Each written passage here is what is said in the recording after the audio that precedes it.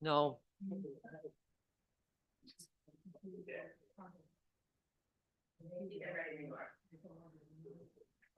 Hello, everybody.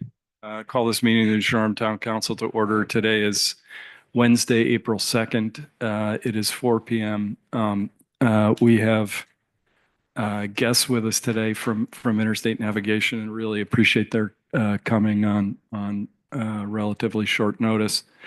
Amy, do you want to kick us off? I'm gonna. Oh, right, recuse- Bill, yeah, sorry. Thank you. Sure. No.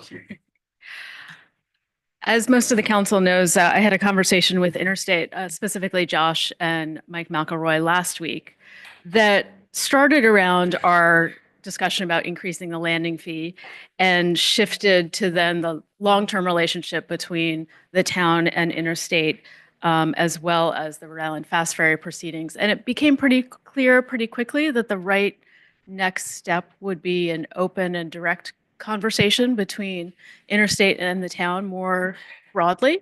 And so I think that's why we're all here today to have that conversation and just engage in the open dialogue that I think is important at this step. Absolutely. Long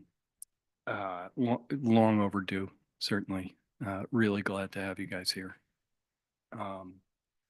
Do you want to just kick off on landing? How do you want to start? Do you want, we didn't touch base beforehand. So Yeah, I don't wanna- no problem. As you know, I'm Mike McElroy. I'm the attorney for Interstate. Been doing that for 41 years now. Josh Linder, I think you all know, Of course. and Jeanette Centracchio runs the office. Generally speaking, we've had an annual meeting. The annual meeting is sometimes happened every other year, but generally speaking, it happens every year. And I think the annual meeting is a good thing. Yeah. And we like that. We are always looking to get input from the town council. We're looking to get input from our customers. And we get a lot of input from our customers.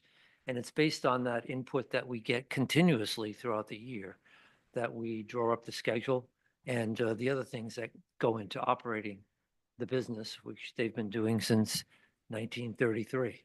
So my first suggestion, so that we don't run into this problem again, is that we think about scheduling the meeting that we would normally have at the end of the year right now.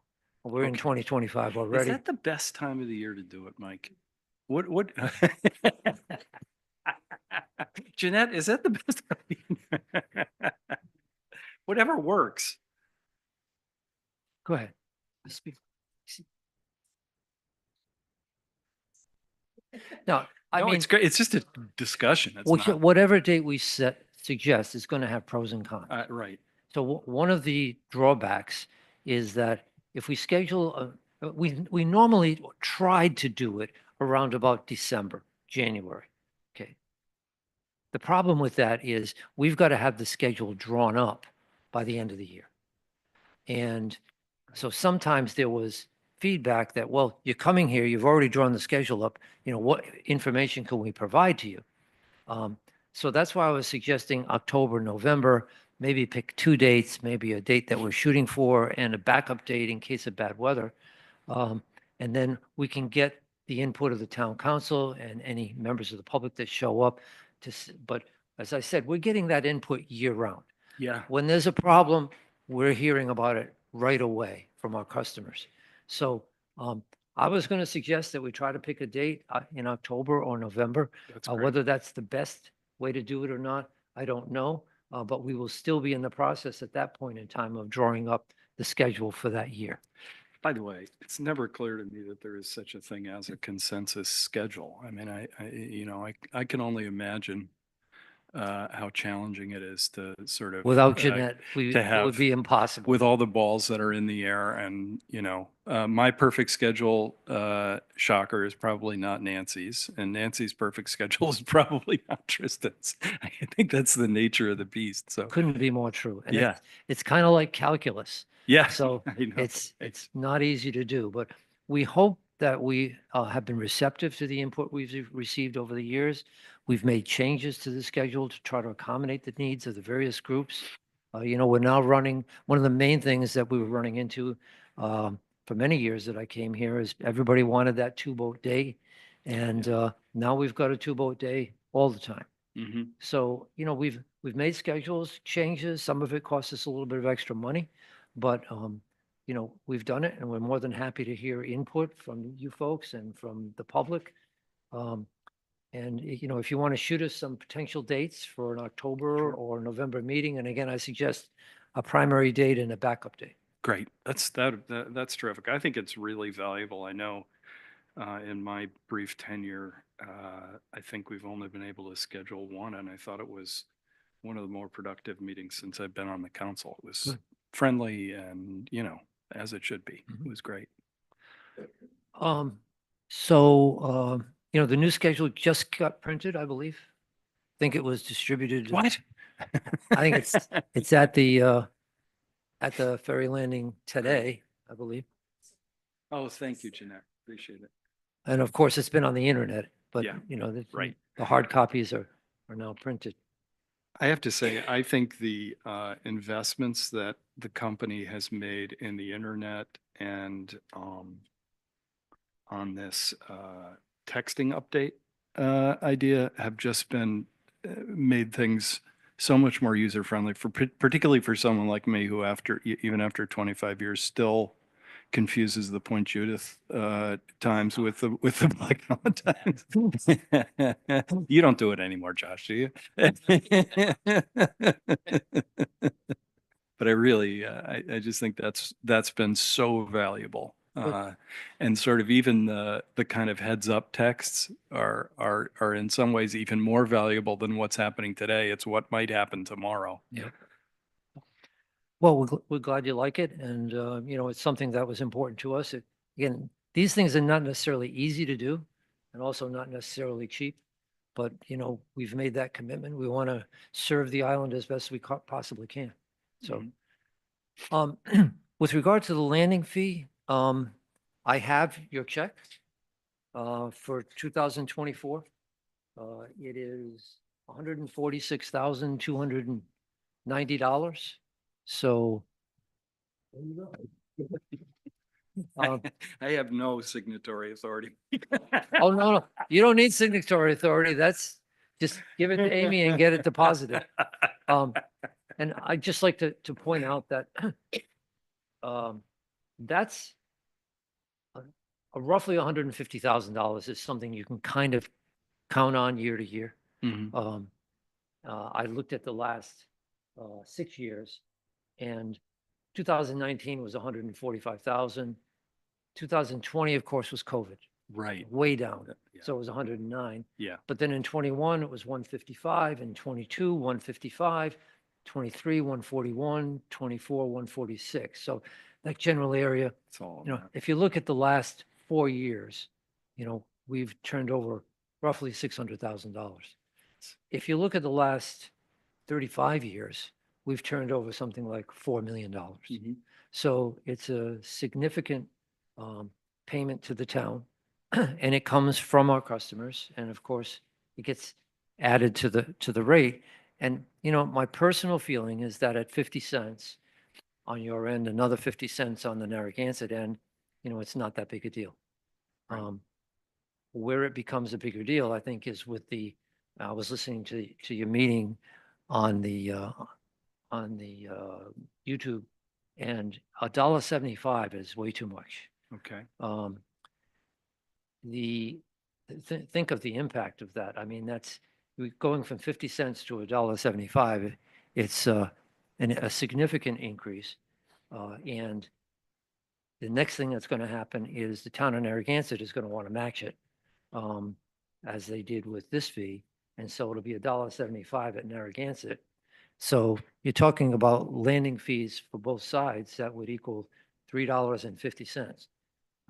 So you heard if you listen to the YouTube, you know that I don't think by and large anybody on the council was wedded to a particular number. I It heard that. was how do you trend this? Because you know everything has gone up, Mhm. everything has increased, and you know I'm happy to talk about you know what tell us what you think is reasonable and we'll talk Yeah, about it. I You know, mean- I mean, it's not, I met with, Uh, with Amy, and with Shirley about this, and, Amy and I had both done a CPI trending, which is, something that's done often in a lot of the contracts that I negotiate. Yeah. And it worked out to just a little over $1. Mhm. If we can work out standing shoulder to shoulder again with the town on the Rhode Island Fast Ferry proposal, then we would agree to the dollar and we wouldn't oppose an increase of the landing fee to $1, even though we know that it's also going to result in an increase in the Narragansett landing fee to $1. And, at $2 for a round trip, it starts to become real money. The good news is that we have just recently decreased our rates, so that the decrease in our rates will pretty much make the landing fee increase if we go to $1 be a wash. A wash. Uh-huh. And so if we can work things out and get back to standing shoulder to shoulder like we did for the last 12 years at the Division of Public Utilities and Carriers regarding Rhode Island Fast Ferry, then we're prepared to fully support a $1 increase.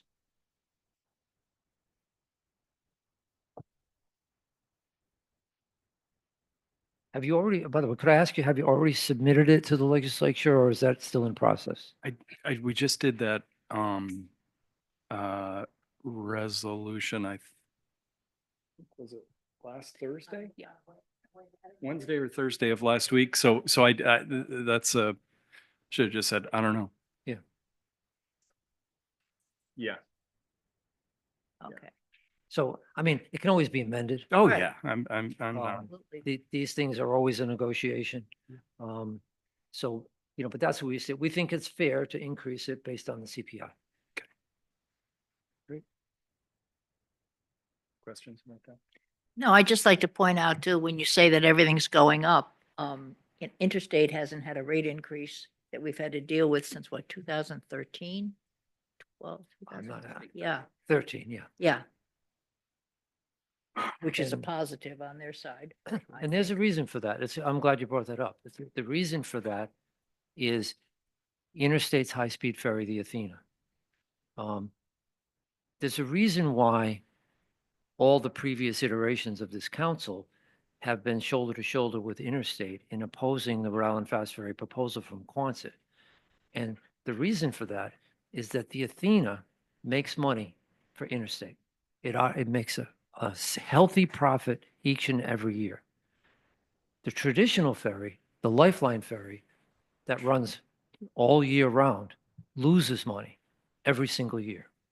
We have two divisions of the company. We have a high-speed division and we have the traditional division. Traditional division loses money, but the high-speed ferry pours 100% of its profits into the traditional division to support keeping the traditional rates low for the year-round ratepayers, for everybody who travels that boat.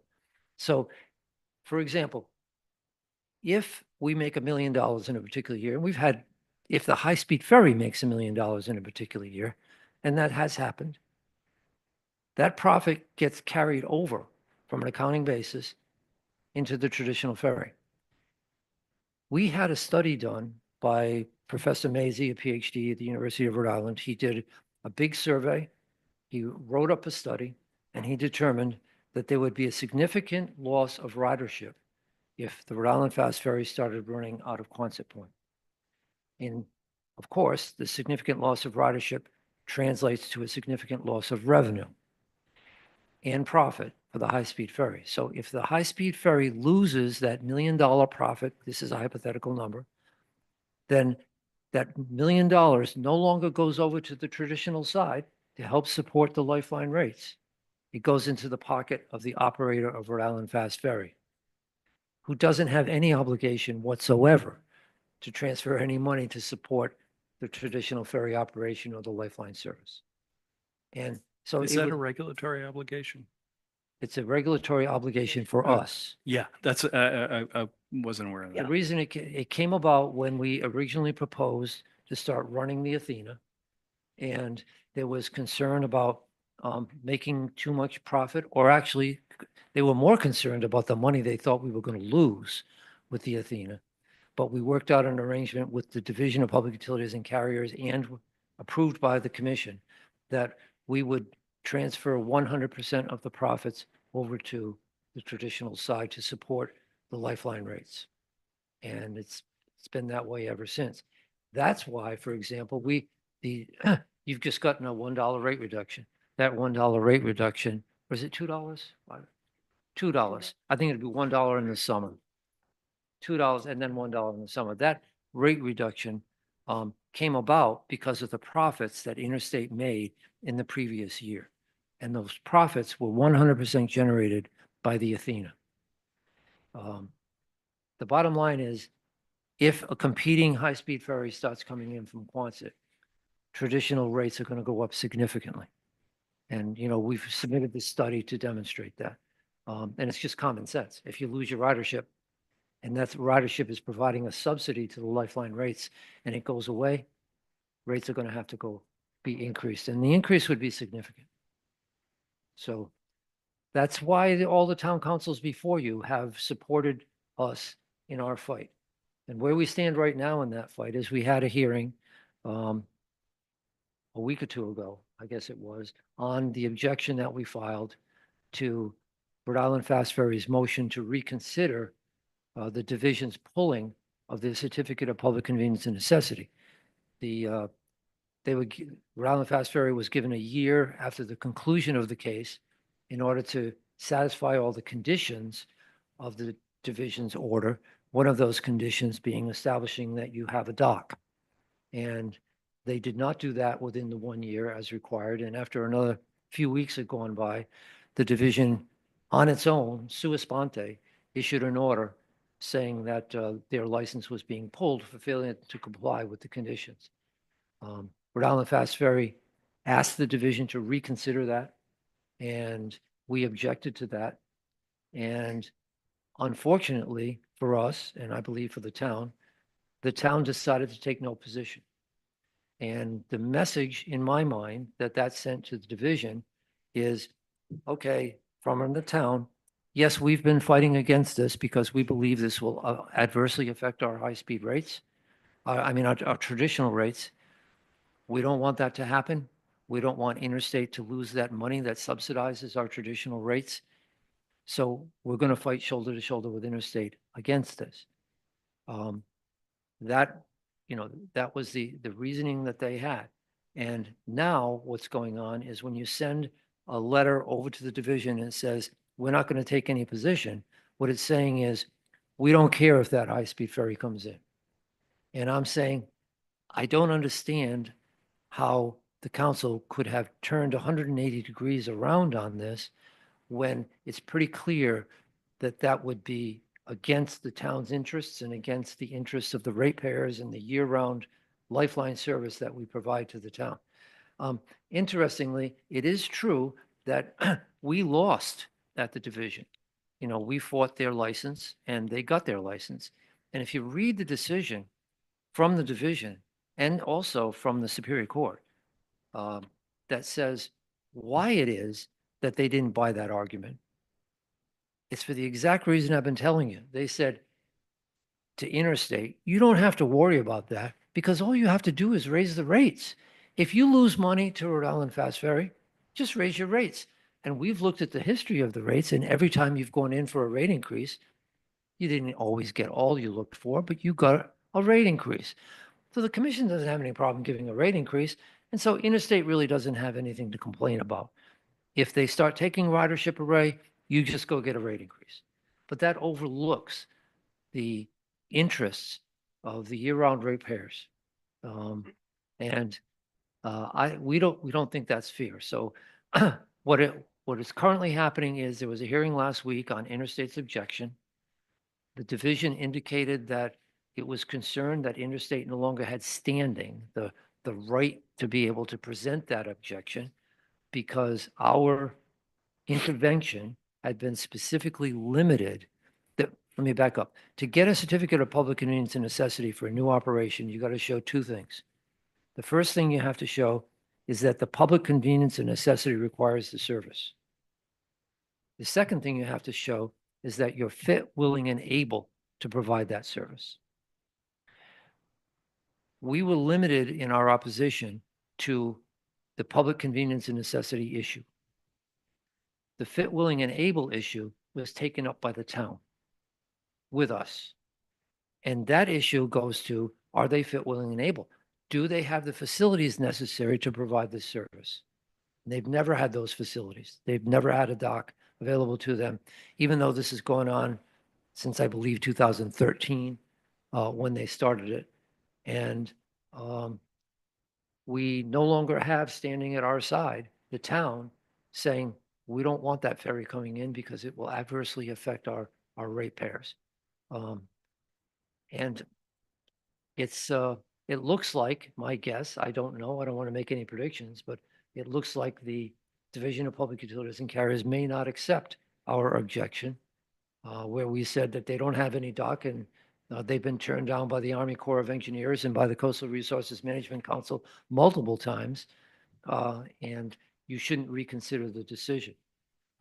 If they don't accept that, I don't know where the division is going to go, but we don't have the town available to try to make that argument. Mhm. What we've done is we've said, we've taken a look at your rules, and even though our intervention might be limited to that particular issue, so there is a rule that allows for the filing of a protest by anybody at a PUC or division matter. And we're saying, even if you can't take it as a formal objection because our party participation has been limited in some way, we still have a right to file a protest like any member of the public does.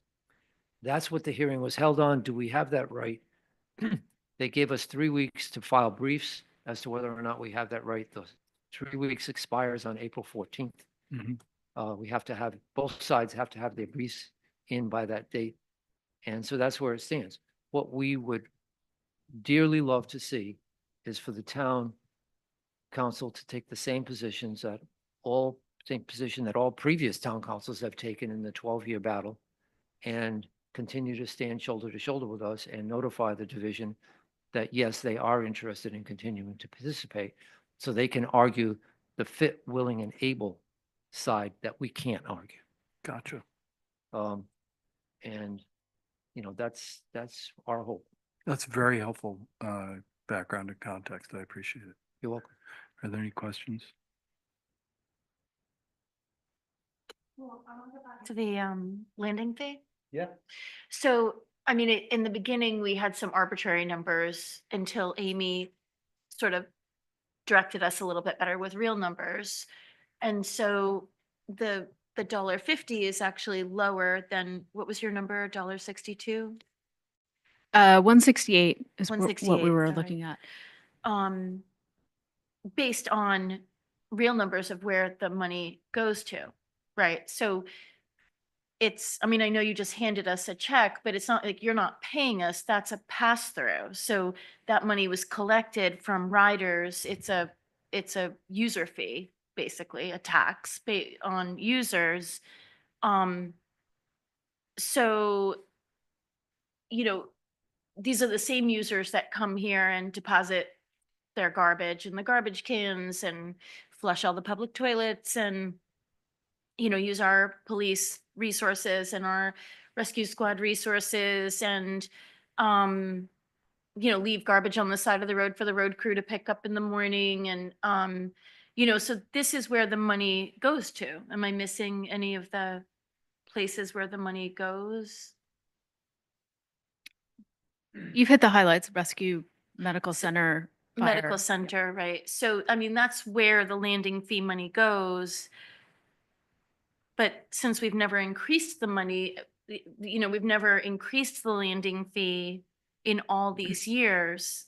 It's just like a lot of things, right? Like if we had been doing it all the way along, this wouldn't seem like such a big hit. This seems like a really big hit. I get that. I don't want to minimize that, but that's where the number comes from, because every time you transport a family of four, that family of four drops all their Dunkin' Donuts bags and bottles and, cups into our garbage cans or into our bushes. And, you know, they use the bathrooms several times a day. They have a bike accident and have to get shuttled up to the medical center. Those are where our expenses lay. And we just have to find a way to place those expenses on the user, you know, so that the homeowner isn't picking up that burden. The homeowner is picking up that burden and has been for many years. So we just need to even it out a little bit more. So that's where we're at, and that's where that number comes from. I don't want it to seem like that number was arbitrary. You mentioned $1.50. I think the proposed number was $1.75. But I understand your point. Of course, they also spend a lot of money in your stores. Exactly. And go ahead. I'm Yeah, sorry. can I just say something? Those same people, they may distribute some garbage. They also spend money over here. We are, you know, a tourism community. And I think we also have to recognize the fact that between the hotel tax and the meals tax, we get now an additional almost $1.5 million over the course of a year. If I read the budget right, that we didn't have in the past. So it shouldn't all fall on interstate. And I don't think we ought to be treating the people who come on the ferry to come to Block Island as those people who deposit trash and only cause problems. They support this. They said, well, you made it sound like it. They support this town. So anyway, that's my sense. Just to clarify, if you took me the wrong way, over the 35 years that I've been here, I've run nothing but businesses that rely on tourists. I had a store for almost 30 years. I've been running a laundry business for almost 30 years. Mm-hmm. Neither of those businesses are local. I mean, a little bit local, but not really very local. So I'm not dissing tourists here. I'm just saying there are costs associated with every visit, and we need to keep that in mind. And I guess I'm saying there's a benefit that I think, you know, we have to also factor in when we're talking about the people that come to this island. So fair enough. Could I also point out that Nantucket and Martha's Vineyard also have a landing fee? Because they have the same challenges that you folks have in terms of tourists are a benefit and they're also a detriment. So you got to weigh and balance it. But the landing fee in Martha's Vineyard and Nantucket is also 50 cents. So, you know, an increase to $1.75 just seems way too much for us. Like I said, we can live with $1 if the town wants to continue to stand shoulder to shoulder with us to try to keep the Rhode Island Fast Ferry out of Old Harbor. And of course, the vast majority of their passengers come via the steamship authority too, which is a little different structure. Oh, the steamship authority is very different. Yeah. I also just want to address that you keep connecting these two issues. These are two separate issues. And I'm concerned that you keep attaching them to one another. To us, the support of the town, you're asking for support from us for an increase in the landing fee. We're asking for support from you to continue to do what you've done for the last 12 years, which is to oppose the Rhode Island Fast Ferry operation because it's bad for the town and it will hurt the town and its rates. So we see them as together. It's hard to think that you would oppose where you've been for the last 12 years and then come to us with your handout to say, you know, we want more money from you. It's hard for us to do that. It's hard for us to accept that. I understand they're two separate issues. There's no doubt about it, but it's very difficult for us to agree to an increase in the landing fee if in fact you're going to continue not to support us on the high-speed ferry. That So also, that's your quid pro quo. yeah, it is. There's no question about it. It's we both have interests and we both have needs, and we're asking you to help us with a need that we have, and we'd like to help you with a need that you have.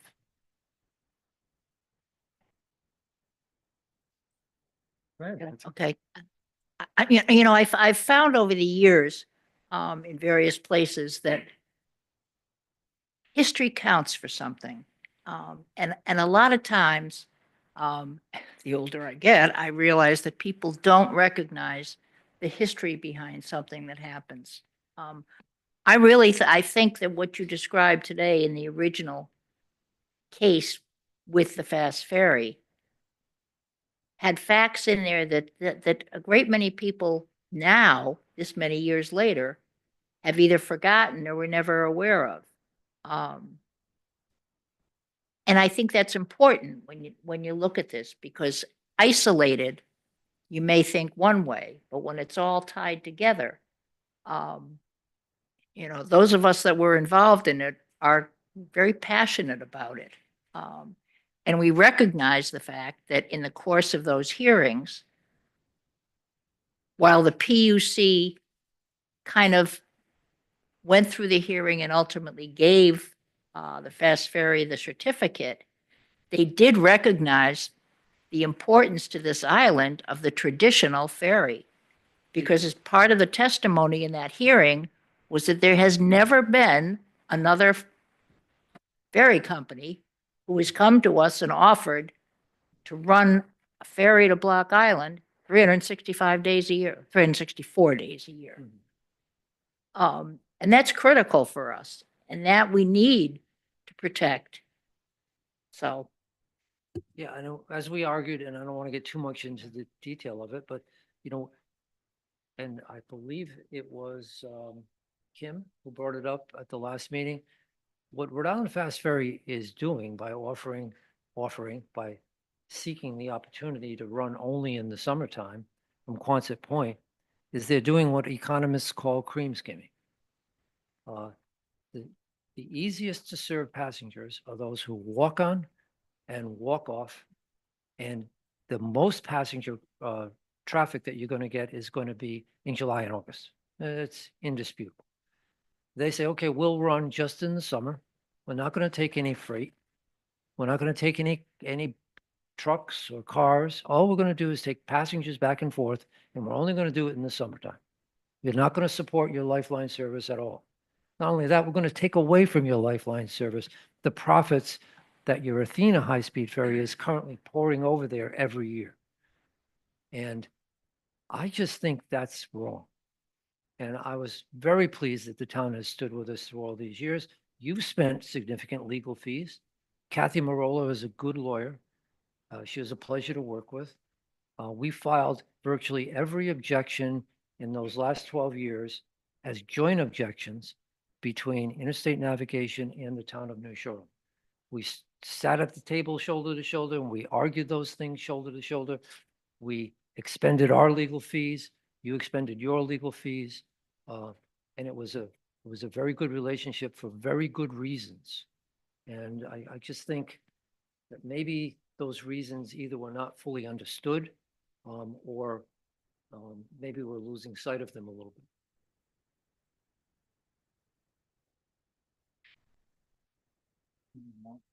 no, Interesting. This has been very helpful. Thank you. I'm really glad. We can't act today because of the agenda. But I think it gives everybody an opportunity to reflect for a few days. Sure. Millie, however Millie does her magic, we'll figure out October, November. Amy, did you have anything to add? Terrific. Thank you guys so All right. much for your time. Thank you Really for appreciate it. hearing us out. Thank We you. really Oh, God. appreciate it. Anytime.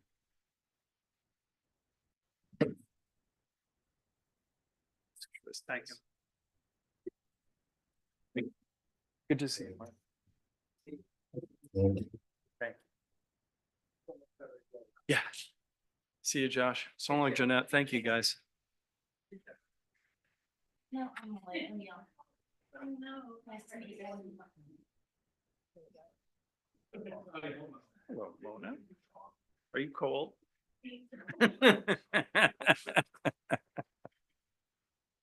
We had that day, was it last week or it was? When is Monday? Oh, yeah.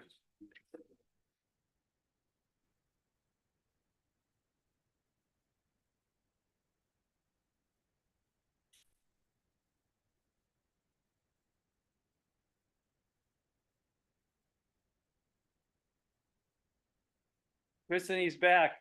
You're chasing each other around in a circle. What? Oh, yeah. Pass this to Mona. Mona, I wrote you a check today.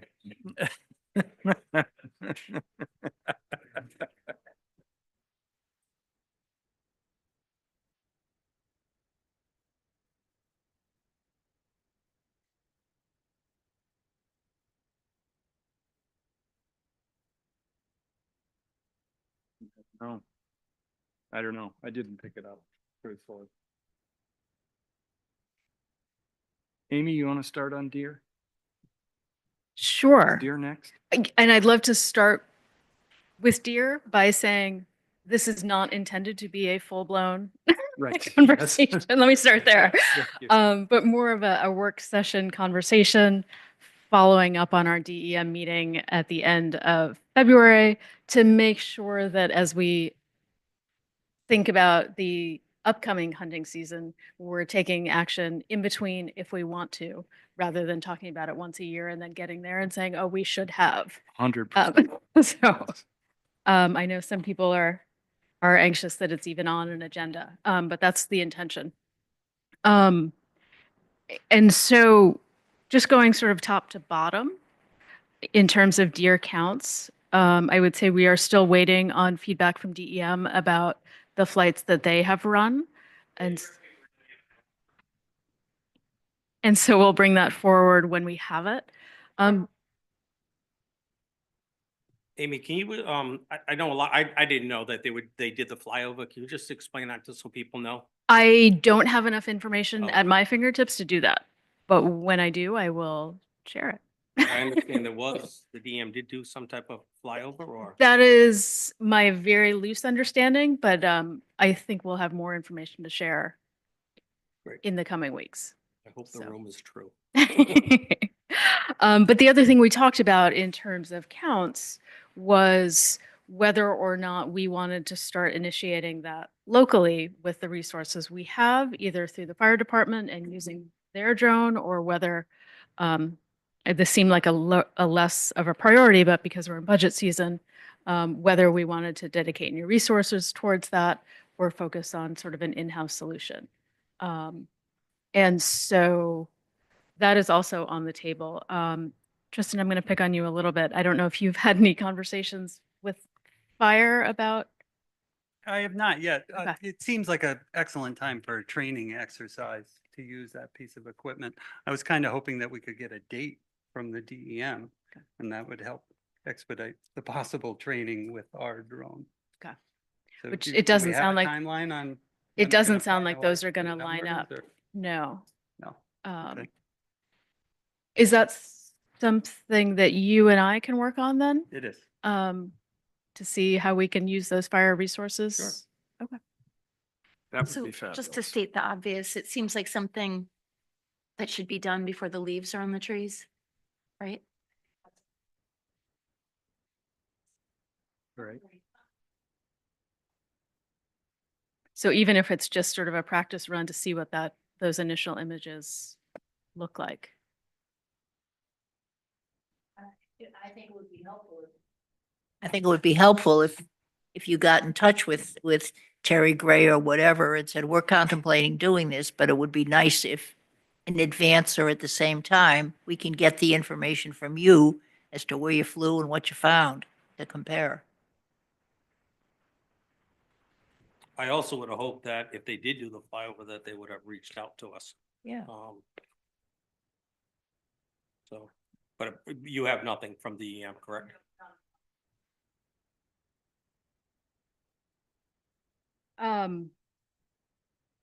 The next two items as they're listed on the agenda are really what I consider calendar topics.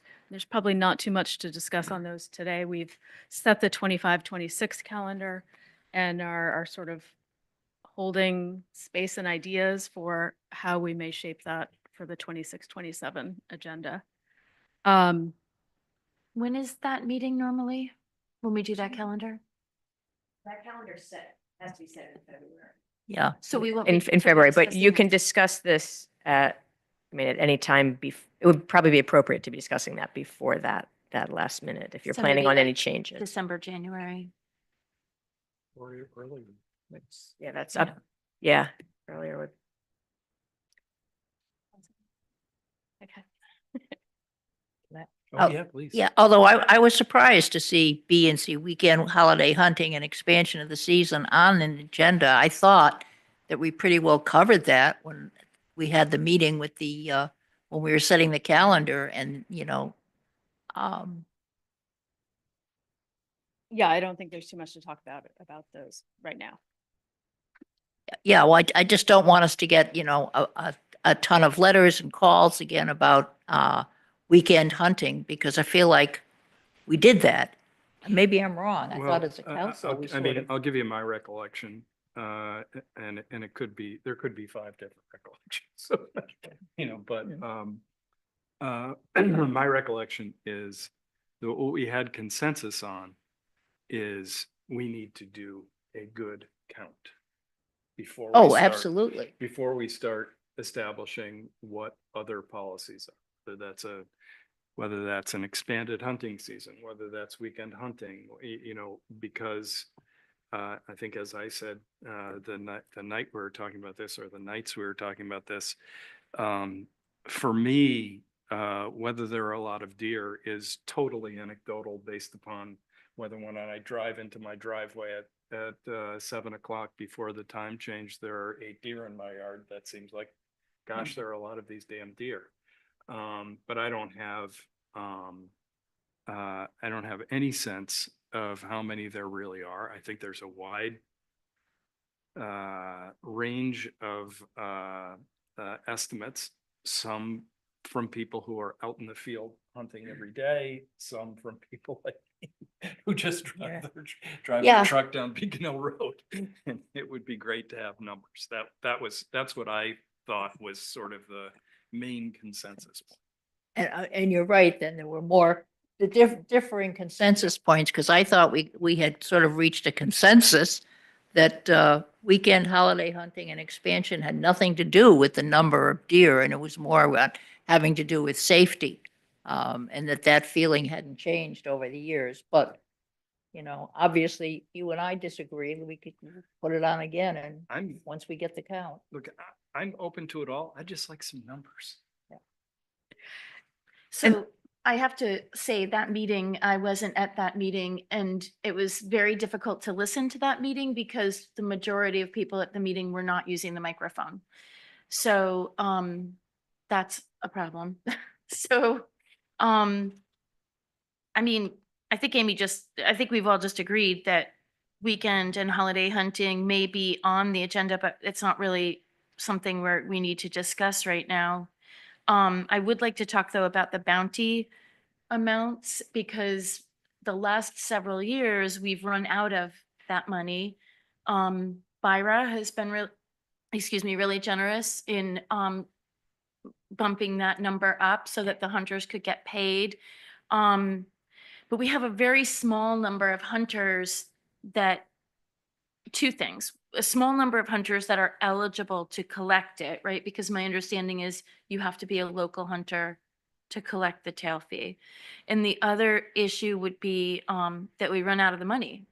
So the incentive, especially when guys are tired of hunting towards the end of the season, that's when the money is really an incentive to keep going. And if we don't have the money and they're tired, that's why the deer are decimating the daffodils and the crocus and everything else right now, because they're still here, because they didn't get killed. And we're also relying on a very small pool of guys, most of whom are in this room right now. So thank you all for everything that you did this winter, but it's kind of not enough. I don't, like, where do we go from here? And can we fund that line? And so, We did up it this Yeah. year. another context for this was, that we are in the budget season as well. So what is proposed for the fiscal year 26 budget is exactly the amount of every tag or tail that has been submitted for reimbursement over the last 2 years. The town has relied on BIRA and private donors to make up that balance. we're proposing to fully fund that amount ourselves with the expectation that if performance is higher, which would be great, we still have those resources that we could call on if necessary. But it is a point of conversation, particularly you have the funding level itself, and then whether or not the town wanted to incentivize with a different bounty structure.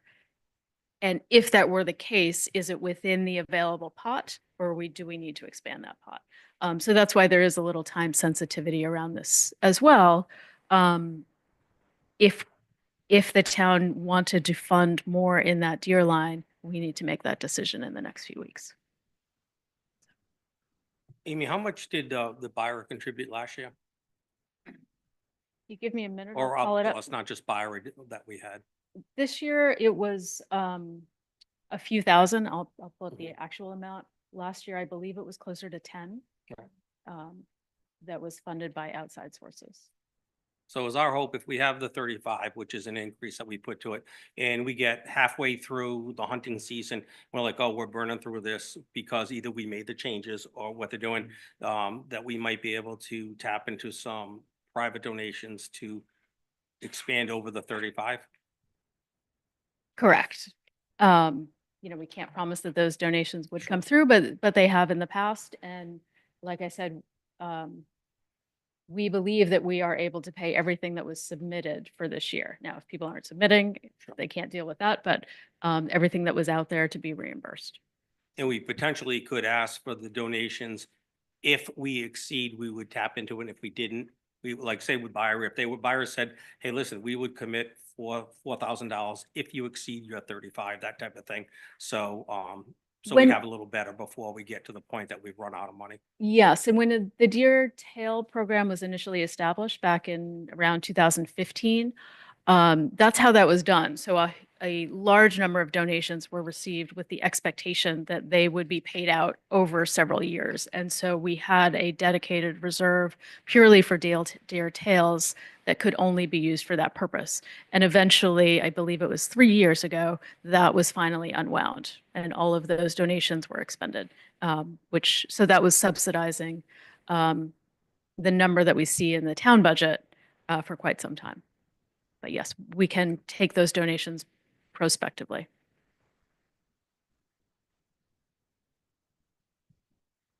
Great. Can I ask a question? I know you've answered this before, but what is the fee that they get for the tail? I believe it's 150. 150.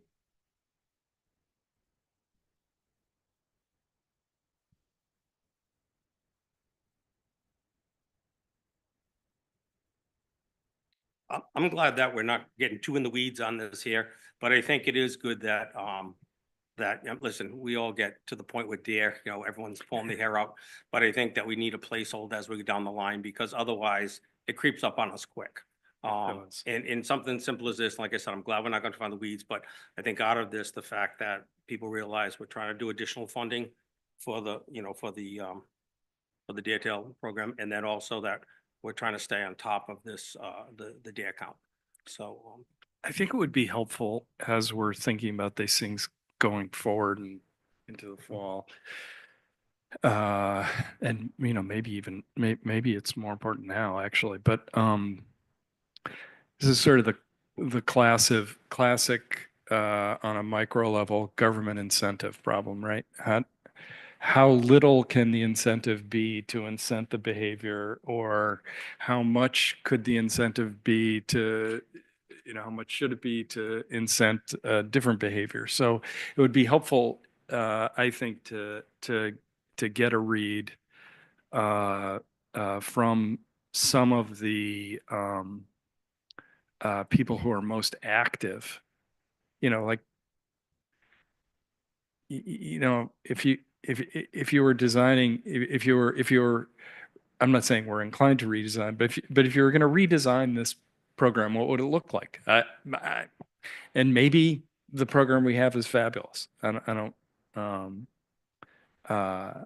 don't know because I've never gone deer hunting. So, Can I ask, do we know how many deer were taken this year?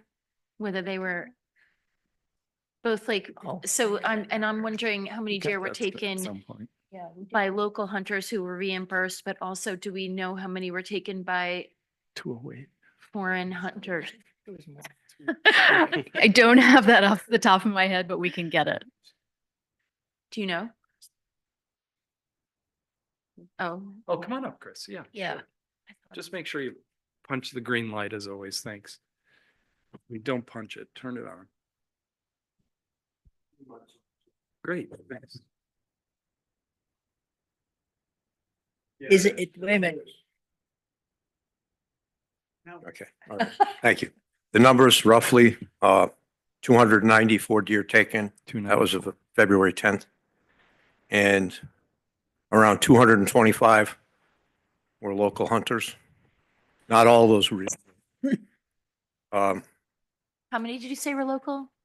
around 225. 220. Yeah. Thank you. Just one thing I'd like to start out by saying is that when you have a meeting like this, the last meeting was February 5th. I requested that if you were going to discuss anything as volatile as weekend hunting or holiday hunting, the meeting should be at night and it should be advertised well in advance, as in the Block Island Times, so that people have a chance to read what's being proposed. That it's just a discussion. I only found out about this because I happened to look at Clerk Base and see the agenda. Amy was just updating us. We're not. So that would be my request from, if you have another meeting, Mhm. have it at night, 7 o'clock, have it advertised well in advance so that people know about it, because meetings in the daytime at this time of year generally involve budget. Financial town meetings, May 5th. Yeah, this is a regularly scheduled work session. I understand that, Amy but- wanted to just give us an update on something that we So, always come up against the wall Right. in January or February when we're. so there was a flight done by a helicopter company, March 4th. Nobody in the town was contacted about it. Yeah. I happened to hear the helicopter. I happened to make a phone call myself to the biologist who was here. His name is Dylan Ferreira. And I asked him what it was, and he said, yeah, it was a deer count. They took pictures, thermal imaging. I said, oh, well, when do you think the information might be available? And he told me, maybe next winter. I don't know what that means, but apparently I don't expect him to give the information to me. I would certainly think he would give it to the Yeah, town council. Yeah. But without a number to start with, whether you do it with the drone or the fire department, which also has thermal capability. So you don't need to worry about leaves on the trees as much, but obviously it would be better with a temperature differential. Sure. I mean, it's 30 degrees at night. It's a better time to go out in the morning when the ground is cold and the deer are still warm. Right. So I would say, you want to structure things differently? I suggested it at the last meeting. You pay $50 for a buck, $200 for a doe. You pay $100, you could structure it so that you're taking more does than you are bucks. And I'll say the same thing now I did then. If you think you can't tell the difference between a buck and a doe when it doesn't have antlers, you shouldn't be out hunting. Because you're going to look through a scope most of the time. And you're going to see where the antlers were. You're going to see these little things called pedicles on the head. It's not that hard. So you could do the same amount of money, and the more does you take, the less deer you're going to have the following year. Right. It's inescapable, because unless they get on the ferry, you're not going to get any different deer in here. They don't swim that far. Right. But the big thing is running out of money 2 years in a row. You've set this, there could have been more deer taken in the last 2 years if they just paid what was turned in.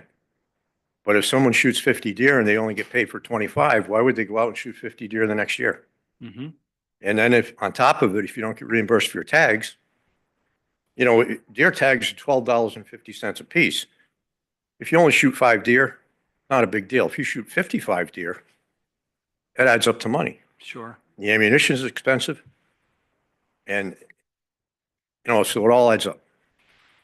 Anyway, those are rough numbers. I didn't bring the exact Thank you, figures, but Chris.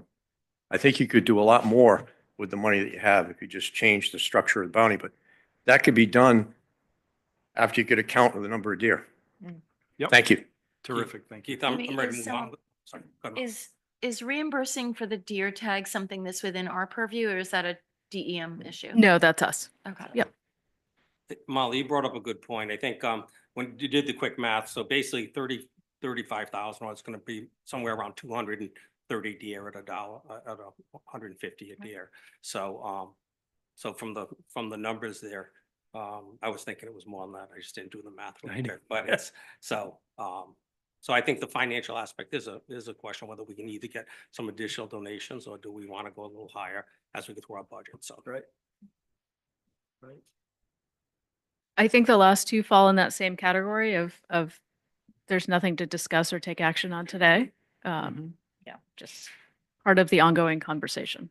I think it's, I really appreciate, you do this and, Millie often does this, particularly behind the scenes, but, continuing to bring stuff like this forward because we have a human tendency to talk about something and then move on to the next thing, and then be in the same position the following February. So thank you for. Could I, for doing could I just this. ask though, would Paul, like, would you mind explaining what this police sign off is? What's that process? Thank you. You undercover today? Paul Dean, Police Chief. No, I'm going on the 6 o'clock boat and I wanted to make sure I got on there. A couple different things that I want to add to some of it. You had asked about the police sign off. When somebody wants to hunt here on Block Islands, they need to get a signed permission slip from the landowner. They need to bring that permission slip with a copy of their driver's license, their deer hunting license, and their permits and archery proficiency card if they're going to be shooting archery to the police station. And one of the police officers has to sign off on it. I saw that on this agenda and I don't think that should be changed now or ever. And the reason being that we get to see, because a lot of people out here don't like the deer. A lot of people don't like them. And people not knowing the rules will give somebody permission to hunt on their property downtown. Well, that's just not going to happen. And even though hunters are supposed to know the rules themselves, sometimes they look at it and go, well, he gave me permission so I can hunt there. Well, no, you can't. Right. So having that as a way for us to know who's hunting, where they're hunting, and which method they're hunting with, I think is vitally important. And I don't think that piece of it should honestly ever be changed.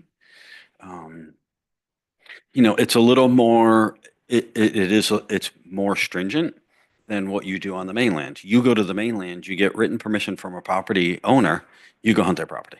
You don't have to check in with anybody. You don't have to go show anybody anything. And I think part of and we've been doing it this way for a really, really long time, because we are so condensed, there are places where you just should not be doing it. So it gives us some control over who's here and who's not. And does the hunter need to check in every time they're going to go hunting, No. or just one time a year? No, just the one time. Okay. And as they gain more permission slips throughout the year, they have to bring them to us because we keep a copy of it. So if somebody calls and has a complaint about somebody shooting in your neighborhood, we can go and look and see who has permission up there. I guess kind of top to bottom. A flyover was done. None of the numbers are, and it takes them a while. Even when the Deer Task Force paid for the flyover to be done, Lord, that was at least 10 years ago. It took quite a while to gather that data because they run it all. You would think nowadays it'd be a little bit faster with computers.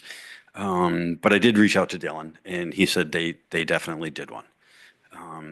I would be interested to have another one done with the fire department's drone and kind of compare the two numbers. Yeah. Because that would really give us a really good, I will reach out to Dylan and ask when that might be available so that we can kind of plan So things a little bit better. Just refresh my memory, because I think I asked Dylan this, but when they do their flyover, they fly a particular grid and then plug it into essentially a formula Correct. to come up with a Correct. number, Yep. right? Yep. But presumably with the fire department drone, you could, if you were a person who knew that at this time of the year, there tends to be a congregation here and a congregation there. Is that true, first of all? Yeah, because there's definitely, as you said, there's a lot of deer in your driveway all winter long, and they're going to start dispersing because the grass is getting green. Right. I'm starting to see them in places I haven't seen them in Sure. months Yeah, because they're out trying to find green grass. right. So, would you say that we would do the, can Dylan give us the coordinates that they were flying and assessing? And then, I'm just curious about. I mean, I can ask them. I just, yeah, or, it was on this grid and we, it's too bad that they didn't fly over the southwest corner. Right. Right. Um, I mean, I know that. Yeah, I know that when they did them previously with infrared, they did the entire island. Gotcha. Because I was on the deer task force for Right. way too long. Yeah. And we actually saw all the maps. So, Right. so that was kind of interesting. There are a couple of things on that list, hunting dates, hunting things of that nature. And Chris was kind of right. Every year at February, it seems like all of a sudden we're looking at deer dates. And there's a lot of people that I know that want to expand some things. And they're like, what do you mean it's this Wednesday? So I think having a discussion, maybe in November, prior to setting the deer dates for the following year, that we can have a discussion, just so everybody knows, everyone has the same opportunity to be for it or against it, however they, may choose to be. I just think it would be good to have a little bit of a conversation prior to actually setting the dates. Yes, I totally agree, because I'm always thinking about something else, and then Millie says we got to do deer, and I'm kind of like, oh, Jesus. We said we were going to talk about that. Yeah. Yep. And personally, the difference between a doe and a buck in January, February, dead deer's a dead deer. I mean, a deer gone is a deer gone, whether it's a doe or a buck. Dylan has his own methodology and reasons why he prefers you only take the does. That's not what the island had voted for years ago, to get rid of the deer or drastically reduce the deer. So, Do you think one of them likes dahlias more than the other? what's that? Say that again, Mom. That's a good one. Oh, got it. Bucks like crocuses. That I can't answer that question. So no, I had another question though, so disposing of, okay, so, if you're a hunter who kills 75 deer, 100 deer, are there other obstacles to doing that? Like, I know somebody on the Conservation Commission, was talking to me this morning about how, the new, composting thing they have down at the dump can compost entrails. So wanted that to be known so that they could, that if that's an impediment to somebody shooting another deer, like, ugh, what am I going to do with all that? That's an option. But do you find, is that an impediment? What are the other impediments to like just killing more deer? Is it just? No, because we have some of the best topsoil you're ever going to put in your garden, because we've been doing that for years.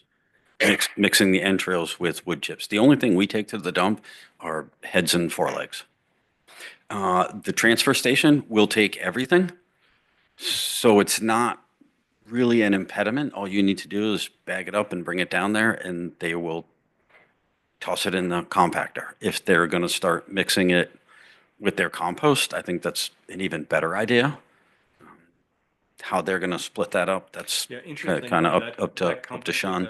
That BIC purchased the equipment from started in the livestock industry. Which I think I was surprised by that. Yeah, I thought that was interesting Yeah. too. Because that's that's one of the things that Byra has always supported for years and years and years. They have always paid for the tipping fees down at the transfer station so that hunters aren't leaving entrail piles or any other debris all over Block Island. Is that still happening, Paul? What's that? Did they do that was that done this year? Oh yeah, they've been doing that for at least a dozen years, maybe 15. So they do it every year. Great stuff. That's it. All right. Thank you, Paul. Amy? So I just one question I want to go back to is the deer tags. If we were to start reimbursing for deer tags in addition to the tail money. We do both. We do both. We Yeah. do. Oh. Yeah. Oh, I thought somebody was saying we didn't. No, we do. No, we do.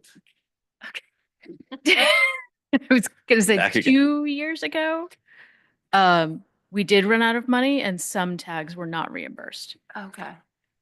For the past 2 winters, neither Kirk nor I asked for nor received any reimbursement for the tags.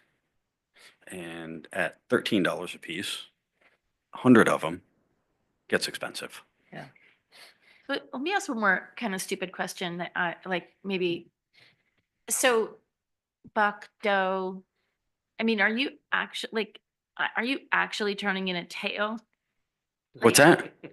So Yeah. there's no determining whether, so if we were to differentiate the fee, there's no determining from the tail what you shot. No, but the slip that we fit, that when the hunter brings us, when we take the tail, we take the hunter's license and the deer permit number and the sex of the deer. And that all gets turned into DEM.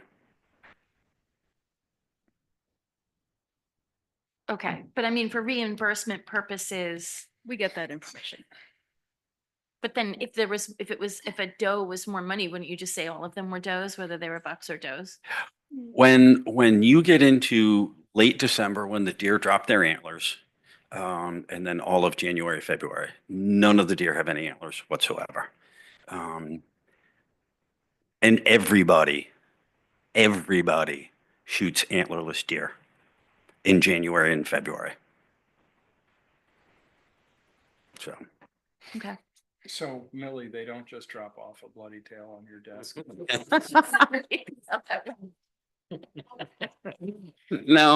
no, we try not to do that. There's a new process. What do you think, Millie?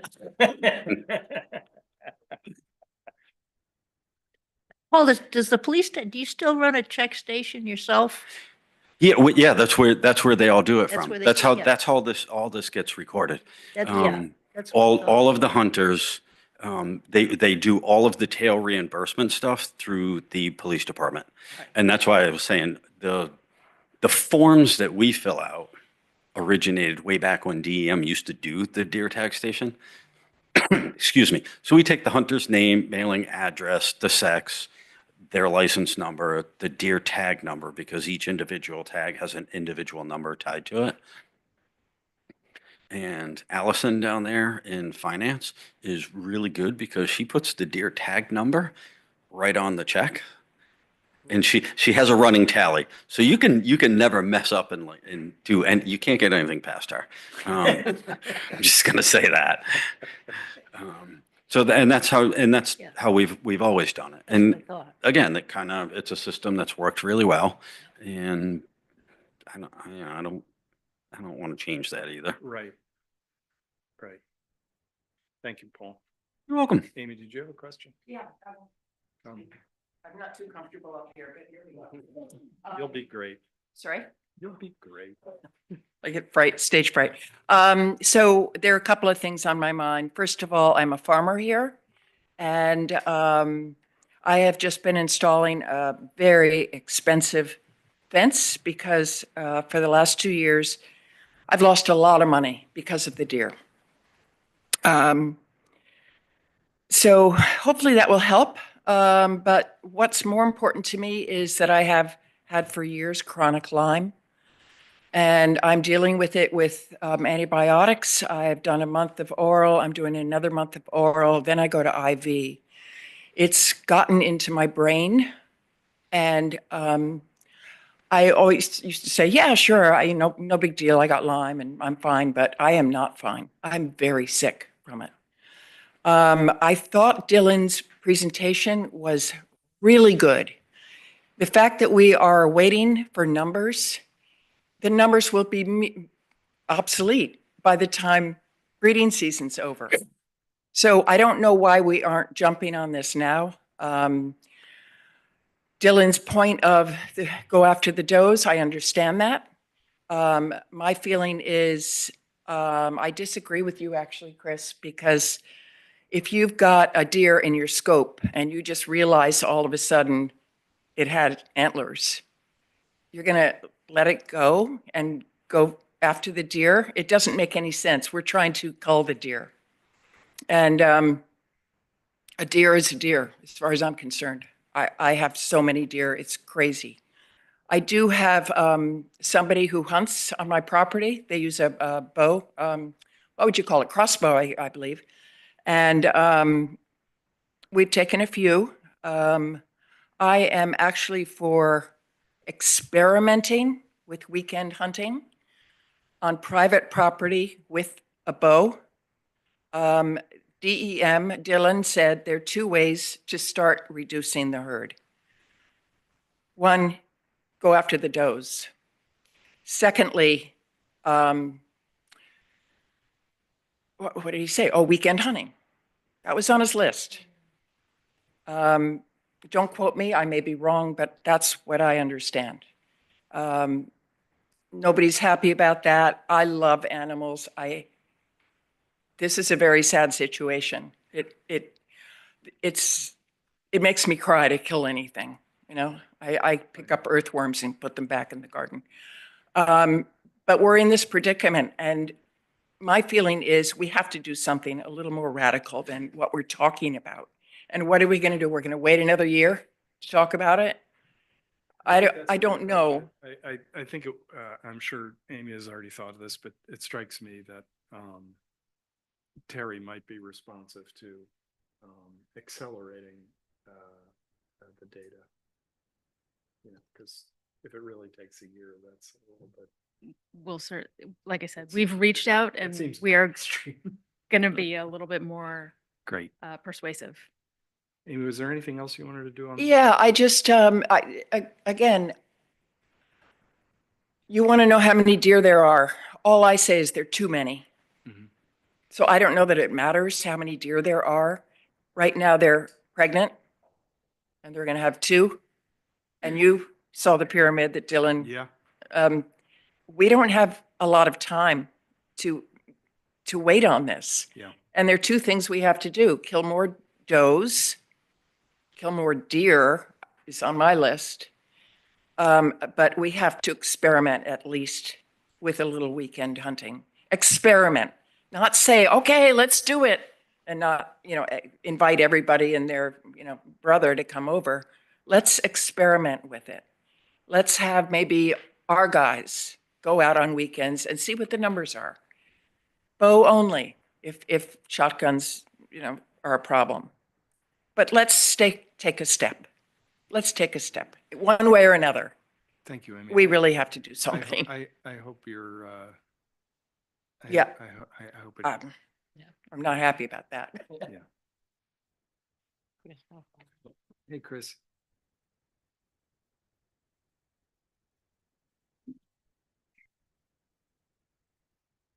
Yeah, Chris Blaine again. There's just two things I'd like to say. One is the surest way to get people against hunting is to mention weekends, whether it's experimental or not. It's the one given we've always had. There's no weekend hunting. Everyone knows this. Everybody can go out walking. And again, the biggest reason, the kids are out of school. That's the only thing you need to say on weekends. The kids are out of school. End of subject. No experimenting. Number two, I would like to see one small change when you're talking about the police department and the permission slips. I think the permission slips being filed at the police station is a great idea. The only thing wrong with it is that not every hunter that comes to Block Island has to register. I have to bring my driver's license, my archery proficiency card, my hunting license, my deer tags, my written permission slips. They copy them. It's great. The guy that gets off the boat to go to the Black Rock lottery hunt doesn't have to talk to anybody. The guy that gets off the boat and goes to hunt on the federal land, he doesn't have to talk to anybody. And having your vehicle registration and your driver's license at the police station, in my opinion, is a great deterrent for anyone that thinks they're never going to know what I do. Because if you call up and you say, hey, I saw a black truck, it's one thing. But if you say, I saw a black truck and here's the license plate number, the police department is going to know exactly who it is and exactly where they're hunting. So I think that all hunters that come to Block Island should register to hunt at the police station. And there shouldn't be these little exceptions for 15 or 20 people here. I think that would make it safer. I think the police department does a great job now, but I think it would be better. Sure, Amy. I'm talking about weekend hunting on private property only. Period. That's all I have to say. Great, thank you. Anything else on this, Amy Land? No, thank you. Very well. Mona, do you want to take us through Public Works?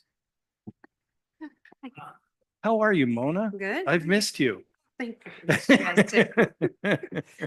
All right, so I just wanted to revisit just a couple of reminders about just the budget in general. And one of them would be that a lot of our compensation changes are based on their contractual. And with that, we're going to have the benefits and the payroll taxes increase along with it. Along those lines, when we created the budget, we used some placeholder, some estimated increases for the health insurance and the dental of an increase of 8% health and a 10% dental as kind of Rhode Island Trust suggested increases before we had the final numbers. We have the final numbers now. Is that good? And it's better. It's Oh, better good. than that. Yes, so it actually was a 5.72% increase in health and 5.19% increase in dental. And so overall, that would equate to a net savings of $7,516 to the total budget. So that's good. And of course, there's always, Yeah, it's good. Yeah. and benefits aren't always a hard number that we can count on just because the, coverage does change as employees can opt in Right. or their life Yeah. events Yeah. or employees change. So let's see, other than that, oh yes, and then throughout the budget, we've combined our travel and training line. So Great. that's going to be a single line now. So you'll see probably an increase and a decrease. And we'll look at the combined change. So I'll just note some things and then give Mike an opportunity to speak if he'd like. I'm going to, let's see here. It's page 8 of the narrative and pages 14 and 15 of the budget.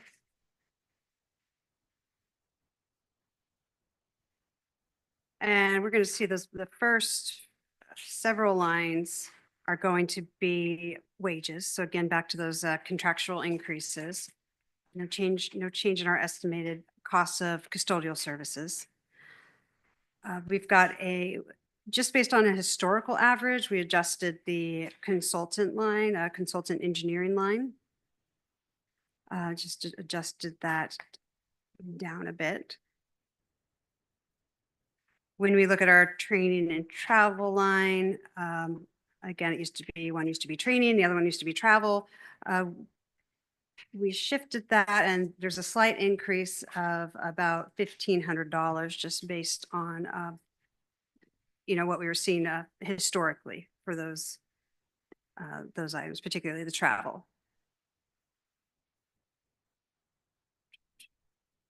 Let's see, we've got going down, we've got our utilities, fuel oil, increased that a little bit just based on the historical. The highways department fills up, I guess it's a tank on the truck, right? To fill the Mansion Beach bathrooms. Is that right? Yeah. Yeah. And so we increased the water and sewer lines just to kind of account for that because we noticed it was higher than we had originally expected. So not a big change. Gas and oil, we increased due to historical averages. That's going to be more your gasoline as opposed to fuel oil. Could I ask this is not about particular dollars, but just I guess, nomenclature.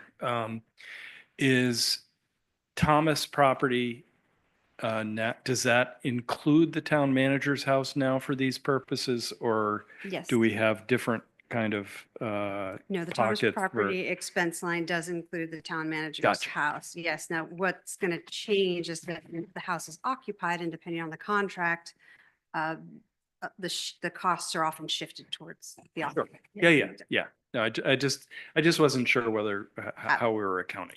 Correct. And then just while we're on that, so we, that's our estimated cost of maintaining the new housing as well.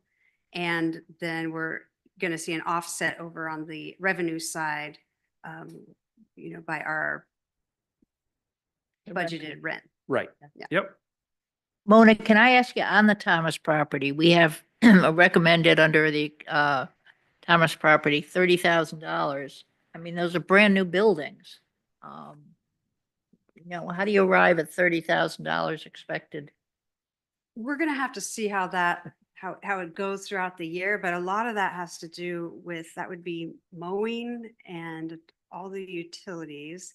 If we don't have any tenants in there taking ownership of those utilities, then we'll still have to be paying them. Obviously, there won't be the same consumption, but I would say it's a pretty rough estimate, because we don't have a sense of what those costs will be. But this would include water, sewer, mowing, Power. also power. Yep. It would include some of those, but not all. Again, Yeah. it's based on what our experience has been with other rental units around the town. And as Mona said, a lot of times, most of those costs are then transferred to the occupant, to the tenant. Some of them we retain. So there's a sewer pump that will, the power related to that gets retained. Any unit that's not occupied gets retained. But it's really an estimate at this point. We'll have a much better sense after a year. So, but if it is, it would be offset by some rent. Obviously, either we're gonna pay for the electric and then be offset by the rent that we would have. It's actually the other way around. I mean, Yeah. So I would say this is a most conservative estimate so that we're not falling short. But in reality, we would expect that this will likely come down in the future when we have a better handle on those costs. And things like mowing, aren't those included in the general mowing contract, or is it cut out, separated out and put in here for Thomas property? I don't believe there's been any maintenance of that property, at least in the last 18 months since it's been under construction. Was it in there before? There was mowing there last summer. Last summer? And give it, will the landscaping be done? Probably not. Will it actually be ready for mowing? There's a lot in flux here. So I wouldn't consider this a carefully refined number at this point. And can we at some point get an update as to where they are? Are they finished up there, or what, and what's the final cost altogether for that? So we're not done. So we can give you Yeah. an update. It's not a final cost. That'll be on the 17th, the mid-month meeting. Occupancy will not be before June at this point, but that's our current estimate. But we'll give you a full update, but I am trying to get people to know those dates so that they're not under some misconceptions about whether this will solve their summer housing or when it may come online. I know we got a couple of things posted for people looking for, early June. So, we could talk about it on the 17th or whenever. Yeah, I'm not going to commit to anybody for early June at this point. So even those people who are interested as part of the town employee base, we're trying to be direct about what that time frame might be. Right. And one other question on salary, and this isn't, particularly pulling at anything, but it's hard to look at some of the salaries because there's been, as you said, under the new contract, steps and the like. But I noticed the facilities manager, and I mean, I'm terrible with math, but it looks like there might have been a 10% increase last year, and there's a 10% increase this year, which is a much higher increase than the Director of Public Works wages are. So I guess I would only provide two bits of feedback. One is everything here represents what has been agreed to under the contract. So one, there's no changes that can be made. And two, those are fixed and agreed to numbers. The second is a reminder that across the board, when you look at the 2025 budgeted numbers, those were put forward by the town prior to the finalization of that contract. So those were not agreed to numbers. So the budget that you see for 2025 is a number that does not align with reality, and how it eventually played out during that calendar year or that fiscal year. So that's not what was paid or is being No. paid in this current year. No. I mean, I can look up specific instances. I'm not prepared to pull that number off today, but Yeah, exactly. and that's a statement that holds true across any of the NSEA employees for the fiscal year 25 budgeted number. So it doesn't help to compare. It 25 is and not 26, effective okay. to compare those two and draw any conclusions.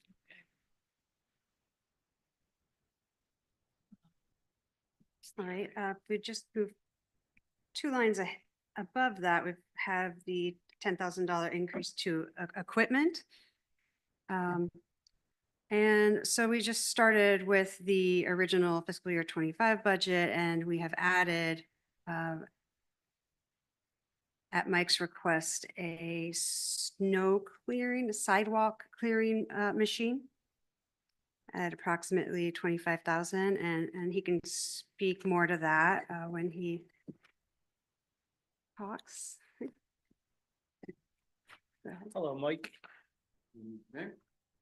As far as that sidewalk machine there, that came up during the winter after some of the snowstorms. There is an ordinance for property owners to take care of in front of their properties and businesses, and that has never worked. They've never kept up with it. A few years back, when we had a very snowy winter, we jerry-rigged a tractor with a plow, and we did it. The town did. That piece of equipment is kaput now. So the situation arose again this winter when we had unplowed sidewalks. And similar in the past, residents and businesses didn't take care of it. Bottom line is it's got to get done. So this is why this was thrown in there. We did some research into it's a smaller tractor with a V plow. So it's a smaller plow. It will be ideal for the sidewalks. Also with an attachment for Dave Sniffen to use in the summertime up at Heinz Field. It's the same tractor that they got years ago for Heinz Field, and we both sort of used it. So he would have an attachment to do the infield on the baseball diamond also with this same piece of equipment, obviously without the plow on. And when we did that in the past, did we ever send a bill to any of the property owners No. when the town did it? No. There's always an option if it gets more expensive then, but we haven't had that. Yes. I just think enforcement has not been a strong point when it comes to that because some winters we have very snowy, some we don't have any. We can go a few years without it. It just doesn't happen with people off island. I think this year was the first year in a few that it had to be done, and it slips people's mind. It's not their priority to get done. Yes, they are responsible, but Yeah. bottom line, it's not getting done. And I just know that if we have this, it'll get done. I know the senior advisory used to have a group or has a group of volunteers that go shovel sidewalks and things for some of the elderly people. Is there any way you could kind of tie that in, or you just don't want to? With the highway department? Yeah. Just you. Just me. Yeah, I mean, there can't be that many, you know. I just look at the Right. ages of the volunteers that are out there shoveling and think they're Yeah. not gonna be doing it for much longer, so. Yeah, Just a thought. I mean, anything's a possibility, but you know, in reality, you might have volunteers for one winter and you don't get snow for 3 winters, and those volunteers aren't still available 3 years later. But yes, there's always, I think if there's someone in need, they'll get taken care of, Yeah. one way or another. Yeah, I Yeah. mean, once it's done for the town work, I mean, it seems easy enough Yes. to get in touch with Allison Carly and say, hey, if you get any calls, Yeah. a day or two later, Mhm. let us know. I know that High Street has been, I mean, with the sidewalk, it's traveled all the time, and I think whatever we need to Yeah. do to get that plowed is. Mhm. Mike, you had originally asked, I think, for 40, the 25 that's in there, if I have the right line, the 25 is only for the plow, is that correct, for that piece? That's the way I understand it, right? Yes, yeah, we Yeah. put that in there. So what else? Are we gonna miss something with only having that? Cause it looks like there was a request for 40, even though year before there was 15, you spent 3. What would have made up? My thinking in that is, we spent very little in equipment last year. You never know when things are gonna Right. die. Right now, we're in decent shape. Okay. But come July, a mower dies. I don't want to throw a lot of money into a 10-year-old mower. Might mean But right purchasing another. now, we weren't able to do the snowplow summer because we didn't have the piece of equipment. Now we'll have that. So I wanted to make sure there wasn't another piece of equipment that was going to be replaced, Probably. that's all. No, As Mike said, it's a little bit of a roll of the dice. Okay. We'll let you know when it breaks and we aren't getting There's something. nothing broken now. is what you're Yeah. saying.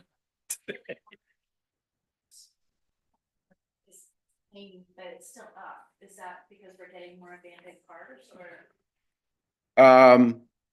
yes, and we're starting to get into abandoned boats too, and this is actually something Yes. I wanted to talk to Amy about at some time.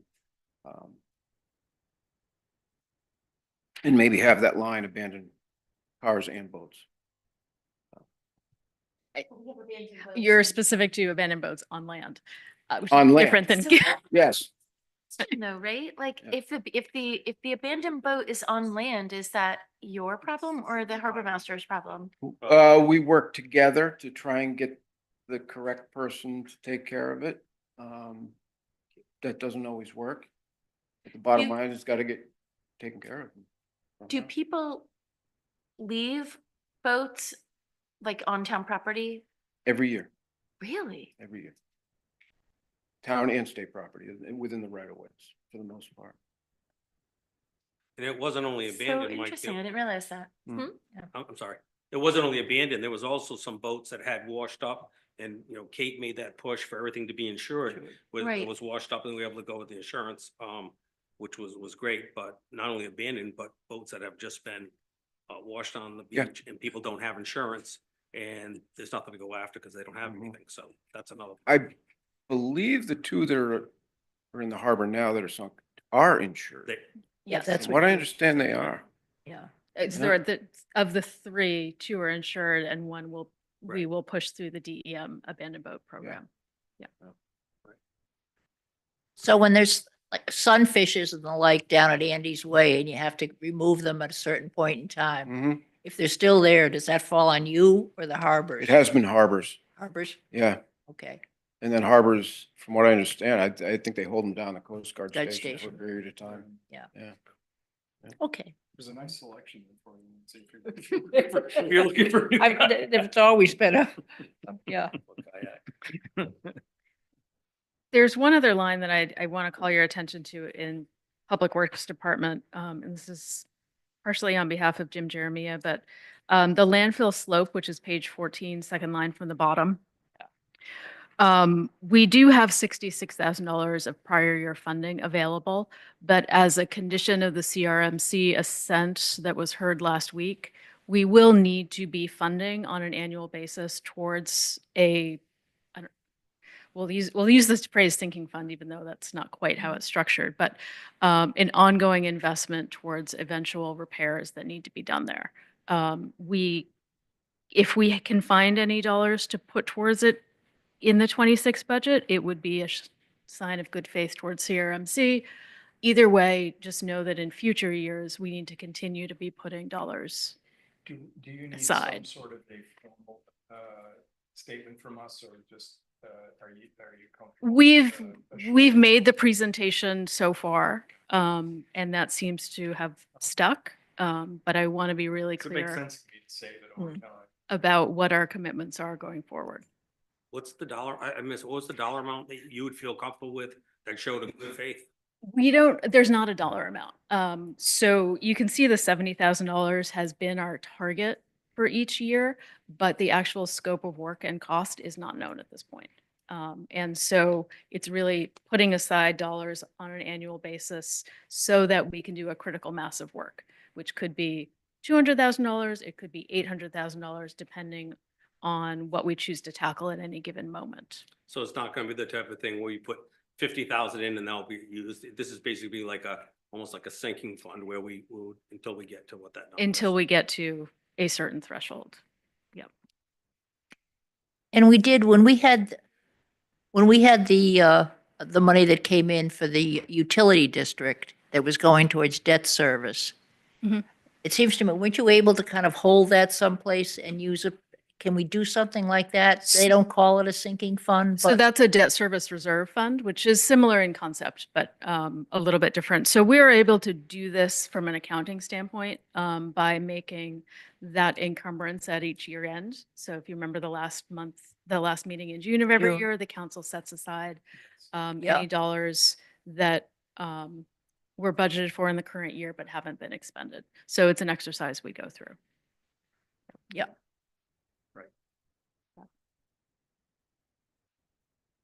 I'm just going to quickly note a couple other things here. The maintenance grounds, those were really just adjusted for our projected actuals and then historical. We have like we were able to get a good idea of what the Mansion Beach bathrooms cost to maintain now. So that's where that number's coming from. Where we have much better actuals. We removed a couple anomalies and we came 13,000 seemed like a reasonable number. You'll see some of the budget that was formerly in Porta-Johns has been moved into Mansion. And we're paying a better rate now for the Porta-Johns also. So we were able to reduce that line by 10,000 overall. And then finally, the cemetery miscellaneous, that's a new line in this budget. And that is just really to separate out the costs associated with maintaining the cemetery from all the rest of the cost of public work, land maintenance, just to kind of call it out a little bit. And that would be, that's maintaining, that's expanding, surveying, mapping, that kind of thing, planning.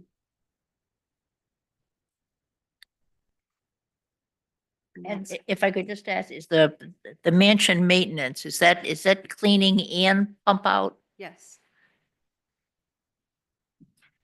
Did it turn out that you needed more pump out times than, because at one point I remember them talking about once a month, which seemed like a real stretch for the use that. It was, obviously it was a learning curve last year being new. With the Porta-Johns, obviously they're smaller, so it was 3 times a week we were doing it. We were doing it 1 time a week with this new one, but that was by Dylan's choice. Dylan does the pumping out, and part of it for rotation reasons and for safety reasons that we didn't get too much in there. He always pumped it when it was only half full. So we would pretty much empty it every week. It could go much further, but there was no reason to let it do that. It was just easier to do it on a weekly routine basis like that. Okay, So it never really got more than half full. thanks. What has the experience been with those bathrooms? Great. Yeah. The one thing we ran into was that they were being used more than we anticipated. So the battery strength, or the solar panel was not keeping up with the battery strength of running Yeah. the pumps. So we added an additional battery, an additional solar panel, and that took care of it. That's great. Yeah. Like, is the water down there, it's not potable water, right? Correct. And I know it can catch some rainwater, I'm sure, but I'm sure that's not anywhere enough to keep up with it. Right. So the water you bring down, so where was the increase on the water? Was that for the cost of the water, or is that basically what it costs manpower to bring it on down there? I would say the water, is that correct? Yeah. Yeah. that's the cost of the water. Yeah, And- because we just do it in our, Sure. daily And where do routine. we get that water? Is that? right at the town garage. Okay. we've- That's on, I guess my question, do we have any wells, the town has that it wouldn't cost us to, a well that we use, or are we on town water on everything? Not down there. That's town water at that garage. We got the No, I hookup for it I too. understand, but we pay for that water if there's a well. Correct. We're not paying by the gallon, and so forth. Just a Yeah. thought. Wouldn't want to use the well water down at the garage there. You know what I mean? Gotcha.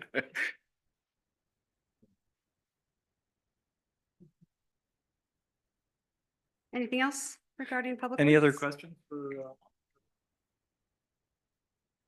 Thank you. Thank you, Thanks. Mike. Thank you. Everything looks terrific. Really appreciate the work you do. All right, Amy. Item 4. Before you move on, can we just talk about the plan? Which is, how do we get from here through the rest of the budget process? Oh, yeah. Just to make sure we're all on the same page. Yes. So we do have a public hearing scheduled for this agenda as well. If the council wanted to take some time and have any conversation, you could do that today, under this item or after the public hearing. You have another public hearing tomorrow, at 7:00. Again, same thing. I would recommend the council start to have conversations at the table about any changes that you may want to see, because we are scheduled for town council adoption on Wednesday, April 9th, which is the final public hearing, and that will be town council adoption. So we're quickly moving to the end, and I don't want you to run out of time. So I'd love to go over some of the community support lines again. Okay. If that's, I also have a couple of things I want to go over. So do you want to do that? You want to do that after the public hearing tomorrow? What, I mean, is Or that that could be before the public hearing or part of the public hearing. or part of the public? Just. I wasn't suggesting, I was kind of, I just want to have there's something that were brought up, like the dare tags and different, and what Mona had said, where we may want to move things around or make Yeah. recommendations, suggestions. I just don't know, this is new to me, so I don't know what is the time that to do, and I think I'd ask this Amy, that what would be the appropriate time for us to do this, and then devote the public comment. so public time to that, so, it- and I'm okay with. that. Yeah, I'll tell you how what I was thinking, and I was going to raise this when we open the public hearing or after we closed it or whatever, but I was thinking that we would, I mean, I have a few, you have, Sure. I was having everybody kind of has a few. And unless I'm really surprised, I don't expect tomorrow night to go for hours. So I thought tomorrow night would be a reasonable time to go through those. We can get a sense of, my bet is there's at least a couple of them that we're all thinking about, Right. No, Nothing, I don't have anything major. yeah, same here, same here. Yeah. But, we can get to some consensus if there are outstanding things that Amy or Mona needs to do some research on, let's do that. But that was what I was thinking. We'd do it tomorrow night. I'm good with that. Does that make sense? Yeah. Everybody okay with that? yeah, I mean, I guess I'll just say, like, now that the funding idea that I have for Early Learning Center is probably a long discussion. Yep. So, in general, what I would like to see, I don't know whether this can happen. We give quite a bit of money, or have historically given quite a bit of money to the Early Learning Center.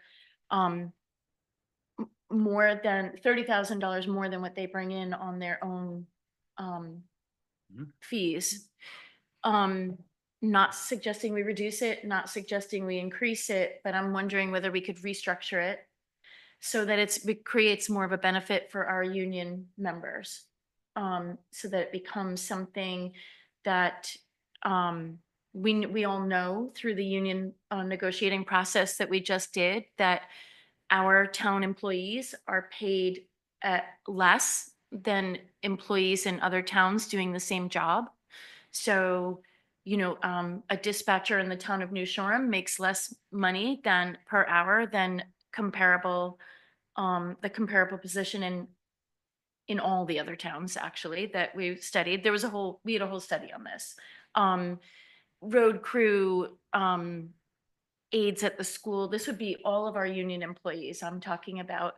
And what I would like to see is, could we restructure it so that some of that money went into a separate pot, fund, whatever you want to call it,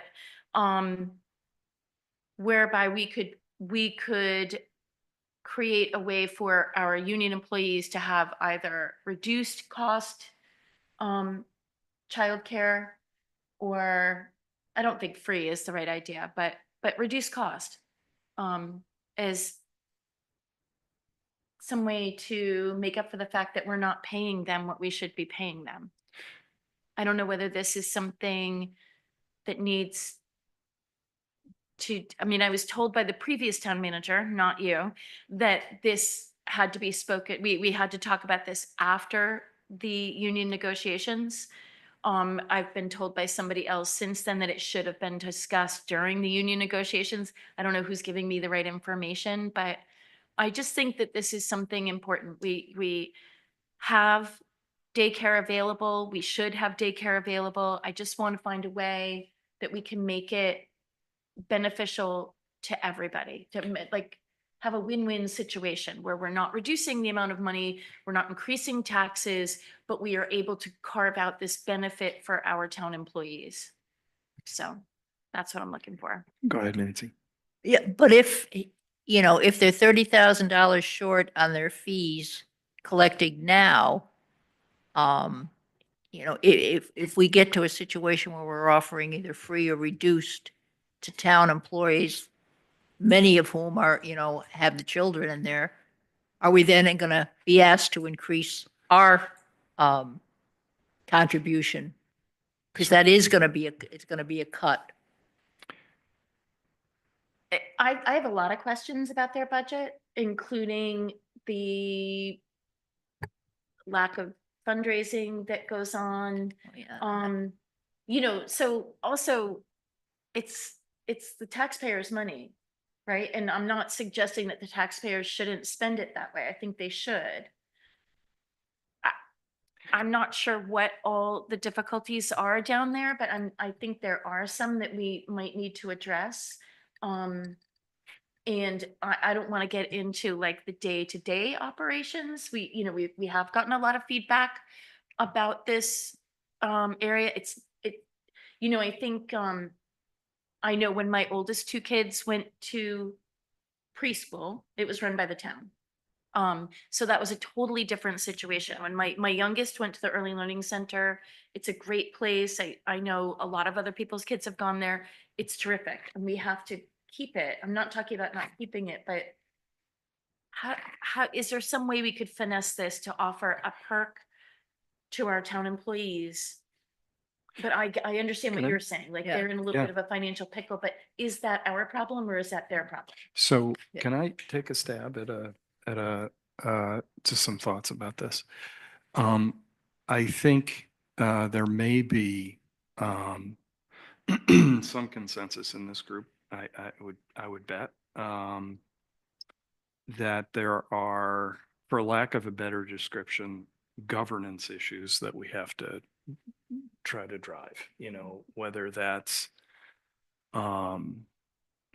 bylaws, whether that's audit, whether that, there's a whole range of things I'm just sort of throwing under the heading of governance.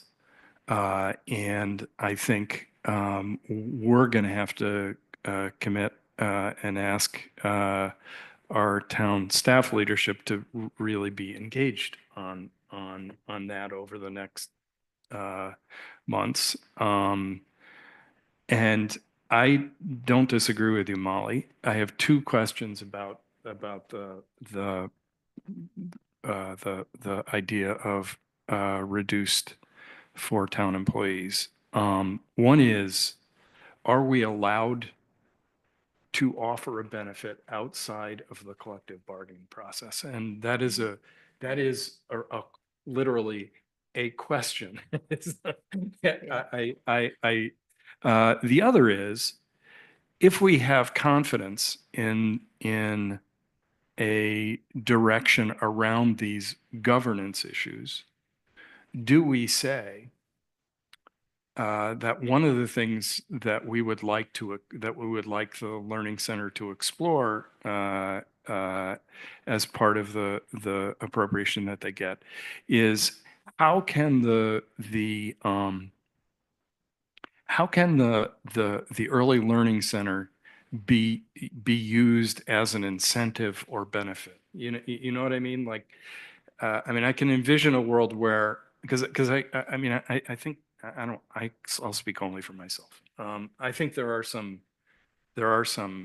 administrative challenges there with the, there seems to be a disconnect with the board. There seem to be, those sorts of things.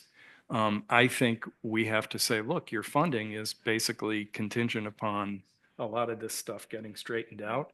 And I don't see why we can't ask a functioning board, when, or not direct, but ask a functioning board to come to us with their ideas around how to accomplish that. Those are my thoughts. And we do that with the medical center, for instance. Yeah. We ask the medical center, listen, your meetings will be open and so forth and so on. That's a good We do it with the fire department, I believe, on providing some financials and so forth. So I think there's, I think that needs to be explored a little more. I will say, separate from this, I like what Molly's saying because, and maybe not just preschool, it could be the rec department, whatever incentives that we have. If I'm going to take a job as a dispatcher and it doesn't pay a real lot, but you know what, there's some benefits, whether it be the medical, whatever it might be, maybe whether it's a daycare thing. I think those are incentives. I'm going to say, hey, I'll take that job because it's worth it. So I think to explore that, not only to explore that in general, I think it's going to help us draw good employees from that end of it. But I think, but separate from that, I think what we're talking about, I don't think it's unreasonable for us to say, hey, listen, we fund such and such, from that end of it. And that's why we have it. And that's sort of what I'm looking at too, because I didn't go around and do a head count of babies or anything and who has them. But there, given that the information I had from one of the heads of the union is that 30% of our town employees are eligible to retire right now. That's a high number. So number one, we can assume that they don't have children that they're going to put in the Early Learning Center if they're eligible to retire. So we may be looking at a fairly low number. I don't know what we're looking at. But secondarily, we're looking at replacing over the next several years, possibly 30% of our workforce. And those people may very likely, like you said, they might, we need people to be saying, well, I have a place to live, but, we want to have another baby, or we want to do, like you can have a job and do this thing. We're going to support you. So, and I don't want it to be taken as a negative against the Early Learning Center, or I'm just trying to figure out how can we do this thing that becomes like a very positive, supportive thing for both the Early Learning Center and our town employees. And then it helps all the employees. Like, I may not be the employee that needs childcare, but I may work with that person. And if that person is able to be at work on time more often, or be at work, not have to take days off, that helps me as a coworker. So anyway, that's what I'm looking at. Yep. Well, I think, we've all heard too much about the Early Learning Center, where you think things should be running smoothly from people. So the fact that we're even contemplating this, maybe part of the incentive to say to the Early Learning Center, look, we've got to sit down and solve these issues.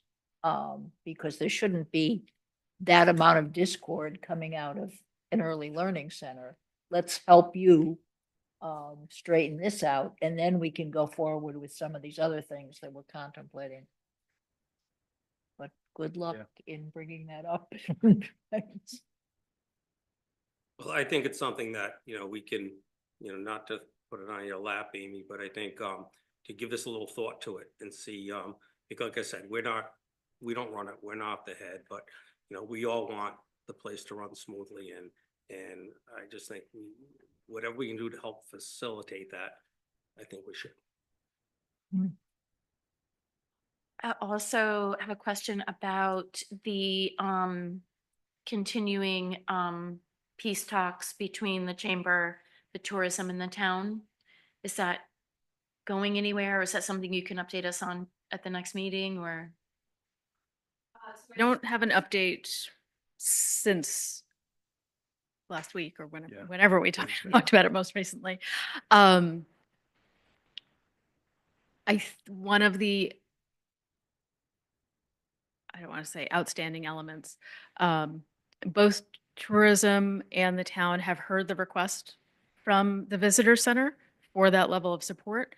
I don't have an update on where tourism is. I would hope that either way, the town would make its commitment to, as you say, the peace talks, but more importantly, the operation framed in a new way with new goals and much more robust commitment to that level of transparency and engagement.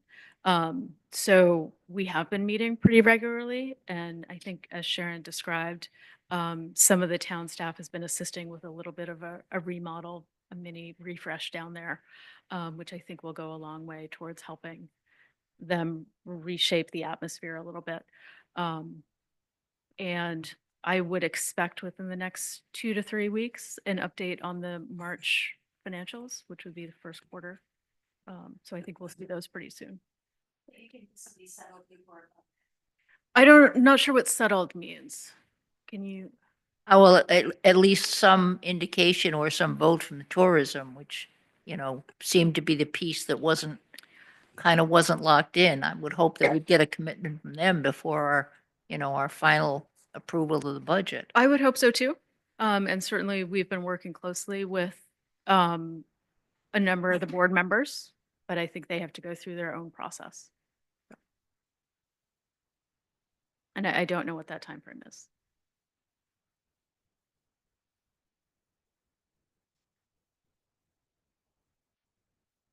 Thanks. One more question, and I'll toss it out. You don't have to have the answer now, but I think I had raised before the COVID money that had been allocated by December 31st. Do we have any confirmation that it's still there, because they've been clawing back COVID monies? Well, it's still there in that we have it. We do have it. Yep, we have it, and it has not been clawed back. We are filing our December 31, 24 report by the end of April. So I wouldn't expect any changes prior to then. I think anytime after that, we'll see if we hear from somebody who wants more to audit some of our information or wants more documentation. Okay, because, That was in advance, right? That wasn't a reimbursement. It was in advance, yeah. So that's a difference on that. That's why Yeah. it would be a clawback. so we have a proposal in there for, is it $50,000 for the Old Harbor? Mhm. To redo the bulkhead for unloading barges, which seems like kind of a stretch, I have to say, Mike, for the number of times that we would unload, and we do have a way of doing it. I was considering that if we can change that, and that's something that We you have cannot. to find out. Yeah, I can answer that. We cannot. No. That commitment has been made and those purchase orders have been issued For the for the bulkhead work. Yep. Okay. But it was just was it just for planning or physically doing the bulkhead? It was the planning and engineering. and engineering. Yep. That's all. And Yeah. so then if anything were left over, it would be towards the permitting, which is the next stage. But we didn't expect anything beyond that. Okay. We didn't expect anything to be left over. So we're just going to have planning and engineering, but then at some point in time, we would have to find other funds to do this. Yeah, the hope was that our timeline would align with this budget cycle. Obviously, we haven't met that, so it's not included in the proposed 26 budget. Okay. Because I was hoping that we could kick that money over to the old harbor for the utilities and the electrical work, and save ourselves, we've got $46,000 or $47,000 in the budget for the utilities. Mhm. It seems kind of like well, that's my opinion anyway. No, that commitment's been made. And the contracts have all been signed? Yep, purchase orders, which is the required commitment level and the documentation we need to provide back to the federal government. Did that go out to bid for? We have engineers at large, so we have standing contracts with a number of engineers. And so this is Rick, right? Yeah. Rick St. Jean? I always mix up Rick and Bob, but Rick St. Jean. Okay, thank you. All right.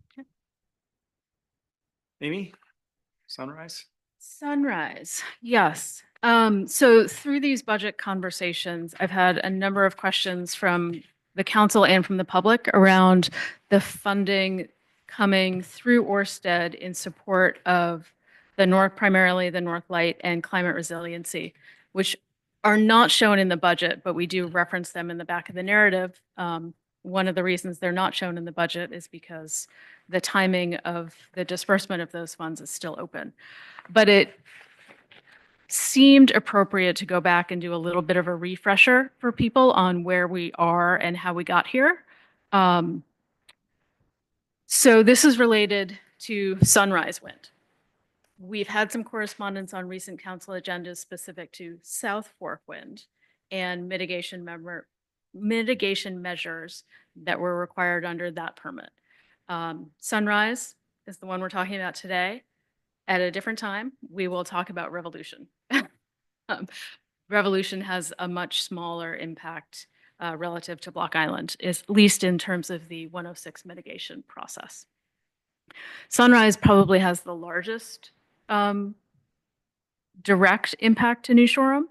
So throughout the permitting process, wind farms need to engage with BOEM, the Bureau of Ocean Energy Management, and go through a series of environmental reviews to determine impacts, particularly visual impacts in our case, of those projects.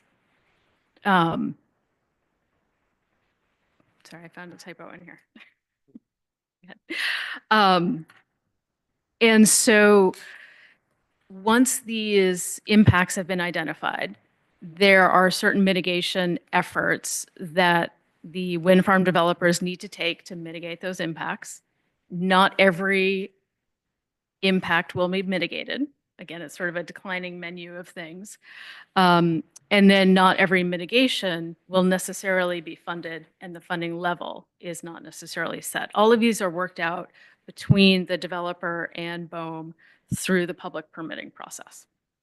And so to get to where we are today, as part of the permit issued by BOEM, Sunrise Wind has agreed to 3 mitigation measures specific to the town of New Shoreham. If you go back and read their memorandum of agreement between Sunrise and BOEM, you will see, I don't even know how many, 300 pages of mitigation efforts. So I wouldn't say we're necessarily unique in this process, but these are the ones that are specific to us. 3 items. One is planning and rehabilitation of the Block Island North Light. This is both a planning element, up to $50,000, and brick and mortar rehabilitation work. And that's about $450,000 for a total mitigation of about $500,000 related to the North Light. The second element is coastal resiliency planning, and this is funding for up to 5 years for a qualified consultant to assist the town with coastal resiliency projects. a total funding of $200,000, $50,000 a year up to 5 years. And the specific emphasis on some of the projects that this consultant would assist with is intended to be focused on mitigating climate change relative to the historic properties identified throughout the environmental impact process that led to the permit. So it's, you sort of tie back to that chain of assets that are impacted by the wind farm itself. The third is a much smaller element, and they call that past and future adaptations visitor experience. And this is $50,000, and it really is designed to tie the history of Block Island, the landscape, the innovation, the changing climate, the adaptations of New Shoreham to those similar characteristics in the wind farm development as an innovative industry, if you will, and creating, first developing the historical materials that tell that story and how Block Island has been integrated into that process, and then creating whichever form the town might like in an outcome. So that could just be electronic materials. It could be QR codes on way stations around the island. That sort of final form is a little bit up in the air because they didn't want to prescribe, say, signage that the town was not comfortable with. The majority of the work is the development of that digital trail and the storytelling, and then figuring out how to present that and leave that for the public at the end. So as I said, that's a smaller element, $50,000. None of those are underway at the moment. In terms of next steps, the town will work with Ørsted to establish a funding agreement that says, okay, how are we actually going to deploy these projects? What are the milestones? When are dollars released? How much is reimbursable? How much is done? Is paid up front? What are the responsible parties? Who's engaging the contractors? Who's writing RFPs? Things like that. So that is the next step when we think about, okay, here's where we are today. Where do we go from here? We are waiting on that draft funding agreement and an outline of that process in a little bit more detail. If you think back to those things that aren't been on our agenda for South Fork, Ørsted is managing that process entirely. We get notified when an RFP is released. We get to comment, but it's really arm's length for the town and for the other parties who are recipients of mitigation efforts. There is a sense with this one that because these projects are so specific to the town of New Shoreham, it may be more appropriate for the town to manage some of those. And that's why I say that dialogue is a little bit more open in terms of what the process may be. So there is no action on the table in front of the council today. I just wanted to give you an update on where we are.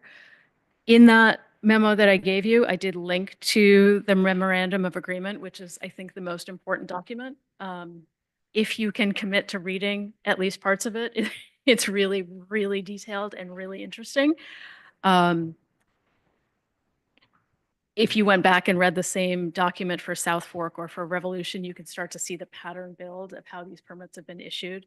And then I also included a number of town council minutes and actions going back. I started in 2021. We all know this process began long before that, but we'll call this medium recent history.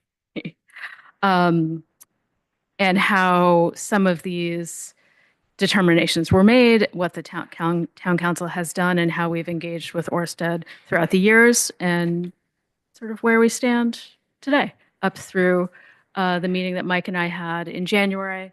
Again, just sort of summarizing where we are and talking about what those next steps and milestones would be. But I'm happy to take questions if people want to talk about this more.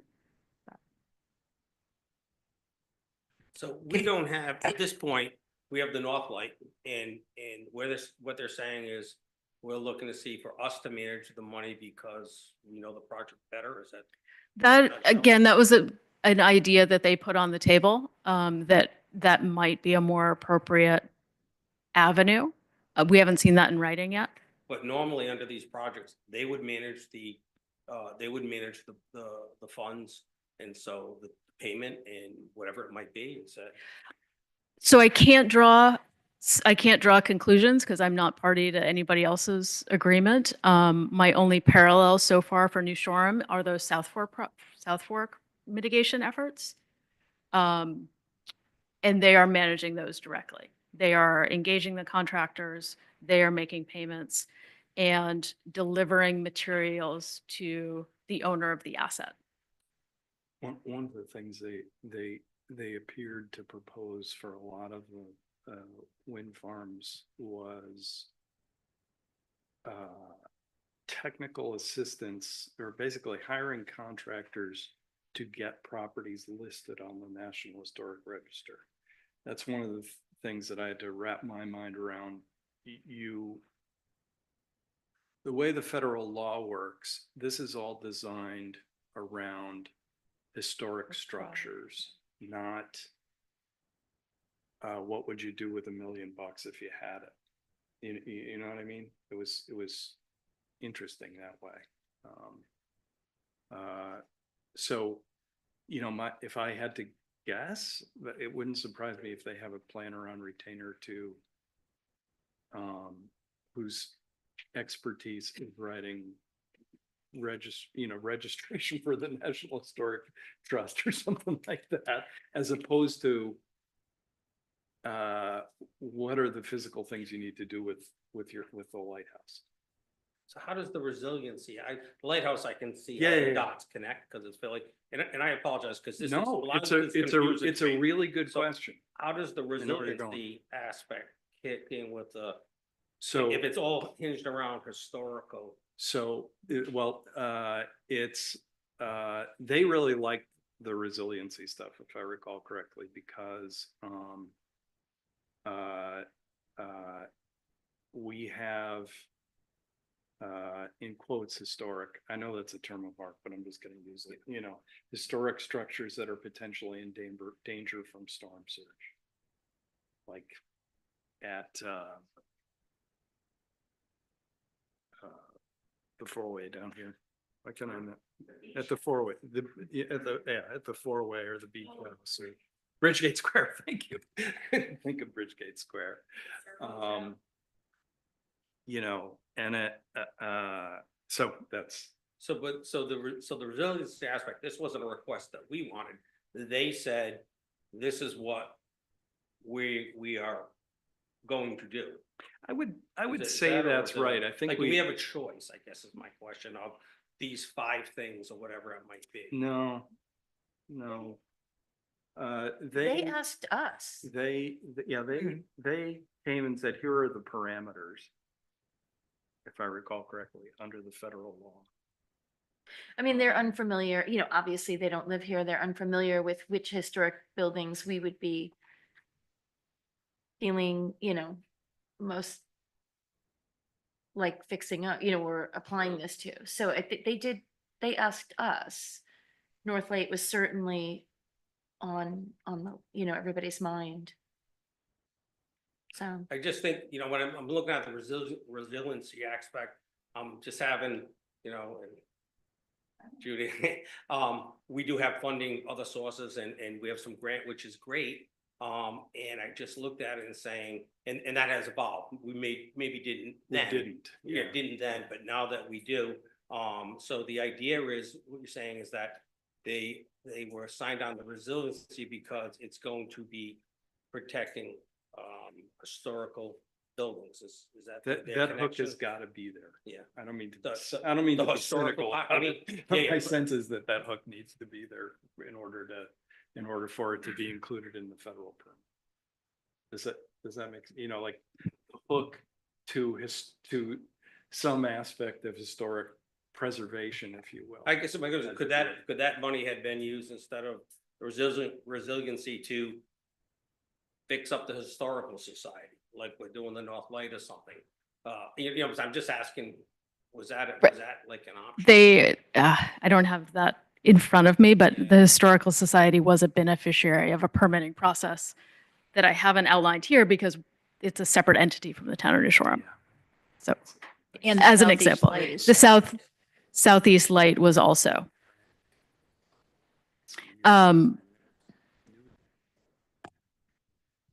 Right. Yes. That mattered. We So- own- But we also own the Coast Guard station, Yeah.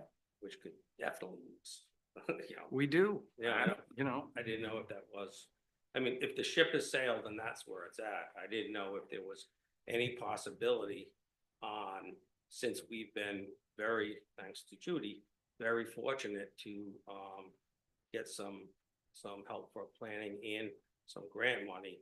If there's any redirection that might be able to go to the Coast Guard station, and I realize, you know, we're down the road a little ways here, but So I would say that the language in the MOA is unlikely to ever change because that is a condition of their federal permit. Given that the mitigation efforts around the Sunrise project seem to have been designed to align with town priorities, and they are open to a different type of management of those projects, meaning we may do more management in-house than some of the other mitigation efforts. My guess is there may be room for something like the resiliency funding to be targeted towards something like the Coast Guard station as part of a larger view of resiliency planning within historic properties on Block Island. So I don't think it's a hard yes or a hard no, but my sense is there's some room to have those conversations in a way that doesn't change the agreement, but interprets it in a way that targets resources where we most if need that's- them today. if that's and like I said, not to take away at all from your group, and I'm glad we have funds going from there, but if, you know, that Coast Guard station is in real need, if there's Mhm. any way that we could funnel some of those funds under that, I would really like to see us explore that as a possibility. And if, I mean, we knew at the time that you and Mike met with them in January that we had that other resiliency grant. Did that ever occur to you to bring up or have any conversation about? No, I would say that was changing? very much a learning meeting specific to Sunrise. I had met with them previously on South Fork, but to get up to speed on this project and the lay of the land, it was not a high pressure conversation. So was So- that was a meeting with Orsted? Mhm. Yeah. Yep. So, back when you talk about South Fork, was that the one that had the Spring House and the Potter House Yes. and the Old Harbor? Yep. Which you had said we had no part in at all. Well, we are the owners of the Old Harbor Historic District, the Yeah. beneficiaries of that asset, if you will. Yeah, that was the question I asked you. Did we not have a role because they refer to the Old Harbor Historic District, whatever that is, really? My sense from reading the record is that we did not have a role in engagement in that exercise in the same way that we did. And if I had to speculate, the more engaged efforts on the part of the town in Sunrise probably came from the results of South Fork and seeing that there was funding there for things that we didn't ask for and didn't necessarily prioritize. So the initial question, just going back to South Fork, was where did those properties come from? And then where did these three choices come from? Again, I can't answer that where those 5 or 6 properties came from, except that in each of the documents, again, if you go through all of the Yeah. federal permits for wind farms in our area, they are all on that list of historic properties across the board. So who made that decision? I don't know, but they're part of the population of identified assets. So Molly, when you say you were asked, was that the time that Orsted came here, or when was the council asked? They were here in, So that was a closed session. Yeah. I mean, I don't recall honestly, but it was. Well, there was an open part and then they went into closed session. But the conversation with Orsted, basically was That's what I'm asking, was there ever an opportunity to open it up to the public to say, if they were asking the council? Orsted, I can tell you quite frankly, Orsted did not want to have that kind of conversation in a public session.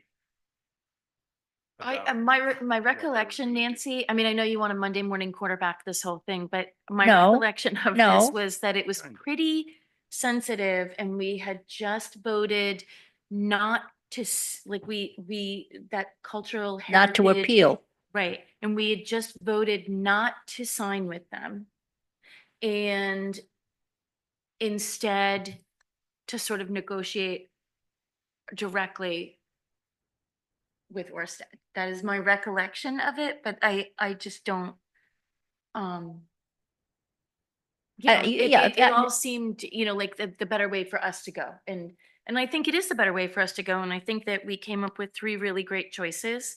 And that's how I feel. And I'm not Monday morning quarterbacking. I remember the meeting that we had back in October of 2023 that had the public section of it. There were people in the audience who spoke. There was a letter from Jeff Wright specifically talking about what would be something to propose with Orsted in terms of the recs, and you went into closed session. So I'm just saying, did anybody follow up when you went into closed session? Because the minutes don't reflect. Yes, we talked about Rex and Orsted said they were all sold.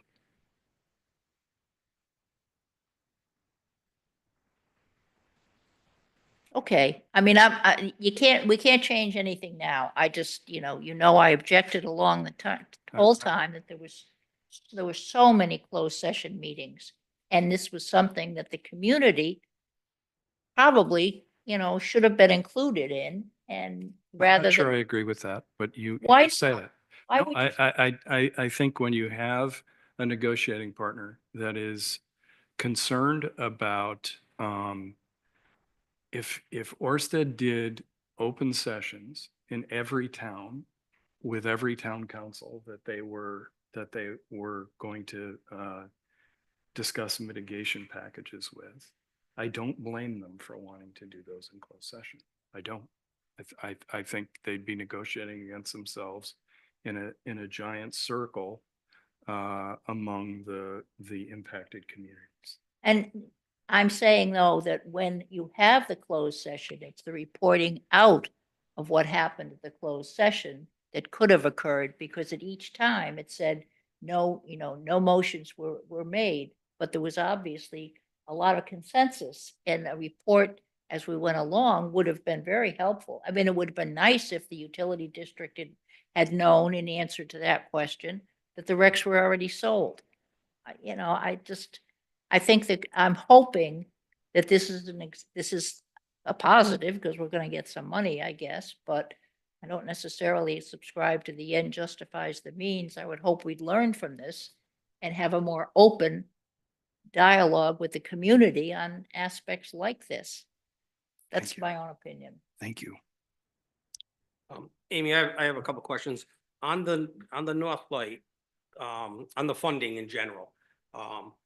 One, with everything going on in DC and so forth, is there any jeopardy as far as I worry about that. too. Yeah, I mean, because we had $100,000 for the North Light, and that were request, and it got put off, and it would be nice if these funds were able to be used to that. So what is the realistic picture based on you and Mike, your conversation, all it said, of this coming to, I mean, how do you feel time wise or whatever it might be? It doesn't appear to be in jeopardy at all. Again, the permit's been issued. Everything is moving ahead. The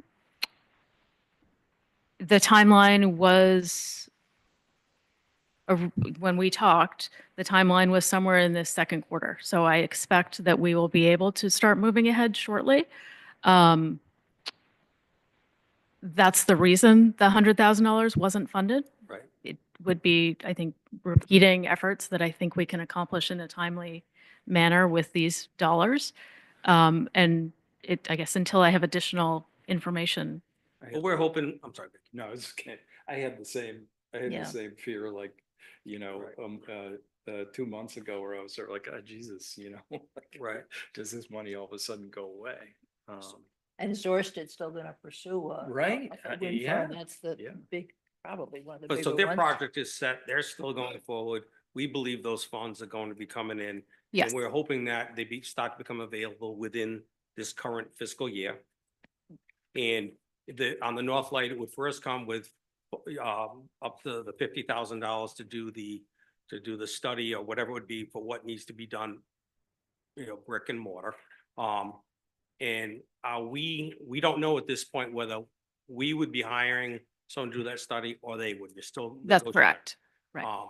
And then once that is, I don't know how long those type of studies take, but is it the type of thing that if they say, hey, listen, you need to do X, Y, and Z, and it's up to, I don't know, whatever, 300, 400,000 or even 700,000, is the money going to be released out X amount per year? Or would they say on the North Light project, here's the $300,000? Those are part of the details that are in this funding agreement that Yeah. I'm waiting for a draft of that we can respond to.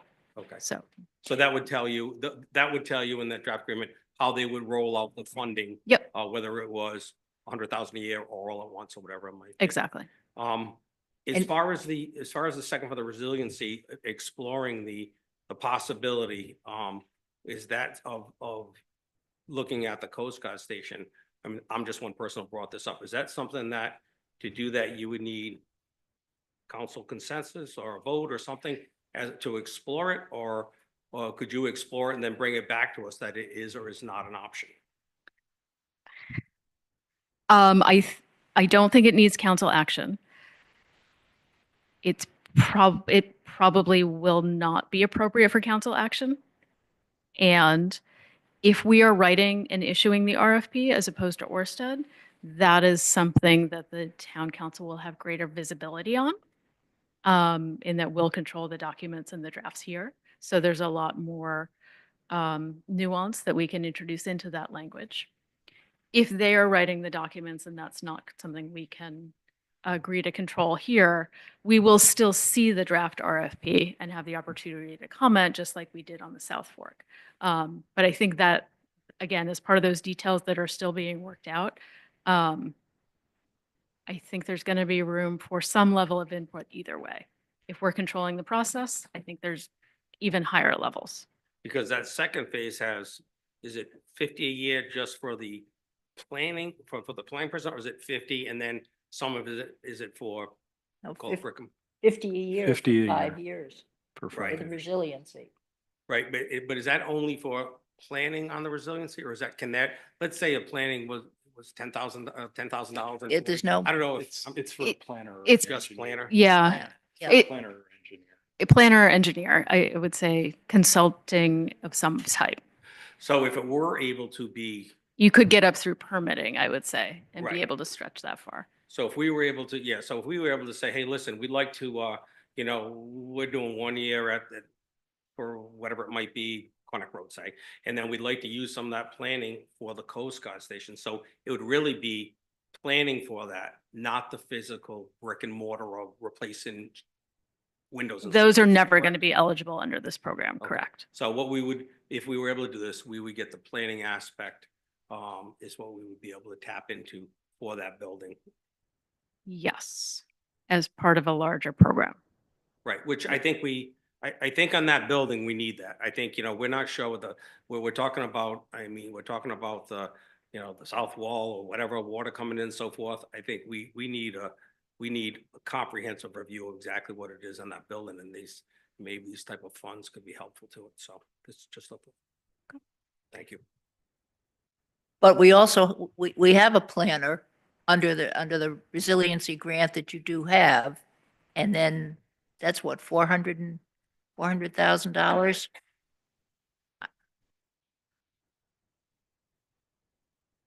We have a plan engineering contract with GZA for Corn Neck only. It's just for the berms around Corn Neck Road. And do you intend that, that the whole grant will probably be utilized in that? Or is it? Yes, we have an agreement with the Infrastructure Bank and with the National Fish and Wildlife Federation or Foundation or NIFWF to get past the planning and at least get part of a project done so that we can hold up our heads and say we didn't just spend $650,000 on planning, but that we actually are going to do something. And so even though the initial intent of the NIFWF grant was just for planning, they agreed that that it was okay to turn over some dirt. And the Fish and Wildlife, are they providing that 180 something thousand for the match? Is that how that works? I don't Yes. know. It's okay. Yeah, Thank you. yeah. So it's all basically consolidated to about $600,000. Yeah, right. Okay. A little over 6. Judy, you and I had this conversation. I think I want to compliment you on the fact that I think for you to get some, as you call it, some dirt turned over. Yes. With a grant, I think that's going to really help Yeah. getting people on board with it from that end of it, as opposed to, thinking, oh, we got another plan that's sitting on a shelf. So I Right. think that's going to help the cause, and it would move. Yeah, Allison Ring and I fought pretty hard for that. Allison in particular was like, we have to be able to hold our heads up after, yeah. So. So it's not just a plan that goes on a shelf Exactly. 40 other plans. No, and really, with this GZA project, we're doing community engagement. We're having some outreach activities and stuff. And throughout all of that, we're just trying to get people on board. I just want people to know what's happening before it's happening, so they can drive by the parking lot and say, "Oh, they finally fixed the parking lot," or, "Oh my God, what's happening to the beach house? Oh, I already heard about that." I just want to keep, I really want to keep people informed ahead. Thank you, Judy. And I just add, as I've said at a lot of meetings, you may have to, write your own articles for the Block Island Times to get the information out there, because they're fairly limited in what they. I just wanted to- Yeah, absolutely. Judy, one other thing, I think, you and I had talked, and I think your level of confidence on that grant, right, is higher than probably what a lot of people are feeling just out of nerves. That's that money that you had received. Right. So this is money that's already been obligated to GZA. So they're going to have to pull it out of my clenched teeth. There's just there's no there for them to pull the money back. Right. And I have some grant money from down at the boat and through DOT, and they said the same thing, the money that was already allocated Yeah. from that. So, however, they did say, and I think you and I talked about this, that the Mhm. sooner you spend it, the better Yes. off. Yes, it is. yes. Oh, we're From that spending end it. of it. So, Yeah, great. That's positive. terrific. Keith, can I just clarify vocabulary for the moment? Please. Because we use planning now in a way that is very different than I think it used to be. So that when we talk about planning, particularly in the sphere of resiliency, there's no plan on the shelf. We are Right. talking about the primarily engineering, development, and Yes. permitting process for a project. Yeah. That's probably careless on my part, but that's the vocabulary that's in existence today. Yeah. And when we're talking about the issues of grants and things, I was thinking the other day when I was reading in the paper about USDA, don't we have funding coming for the water company? Mhm. And do we know if that money is still going to be out there? That's the report that we have. Yep. Yeah. Everything is proceeding as planned for the things that are fully committed. Great. Anything else? Can I have a motion to open the budget public hearing, please? Is there a second? Second. All those in favor indicate by saying aye. Aye. Would anybody like to speak about the budget?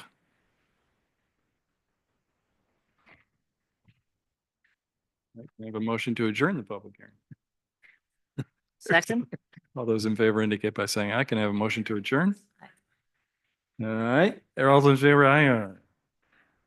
We're adjourned, Millie. Can, right, I know. can we, can we talk about, when we talked about, the Philippies were here, interstate. When are we gonna address those? Are they gonna be on? Tomorrow? Yeah, we can't do it tomorrow. Yeah.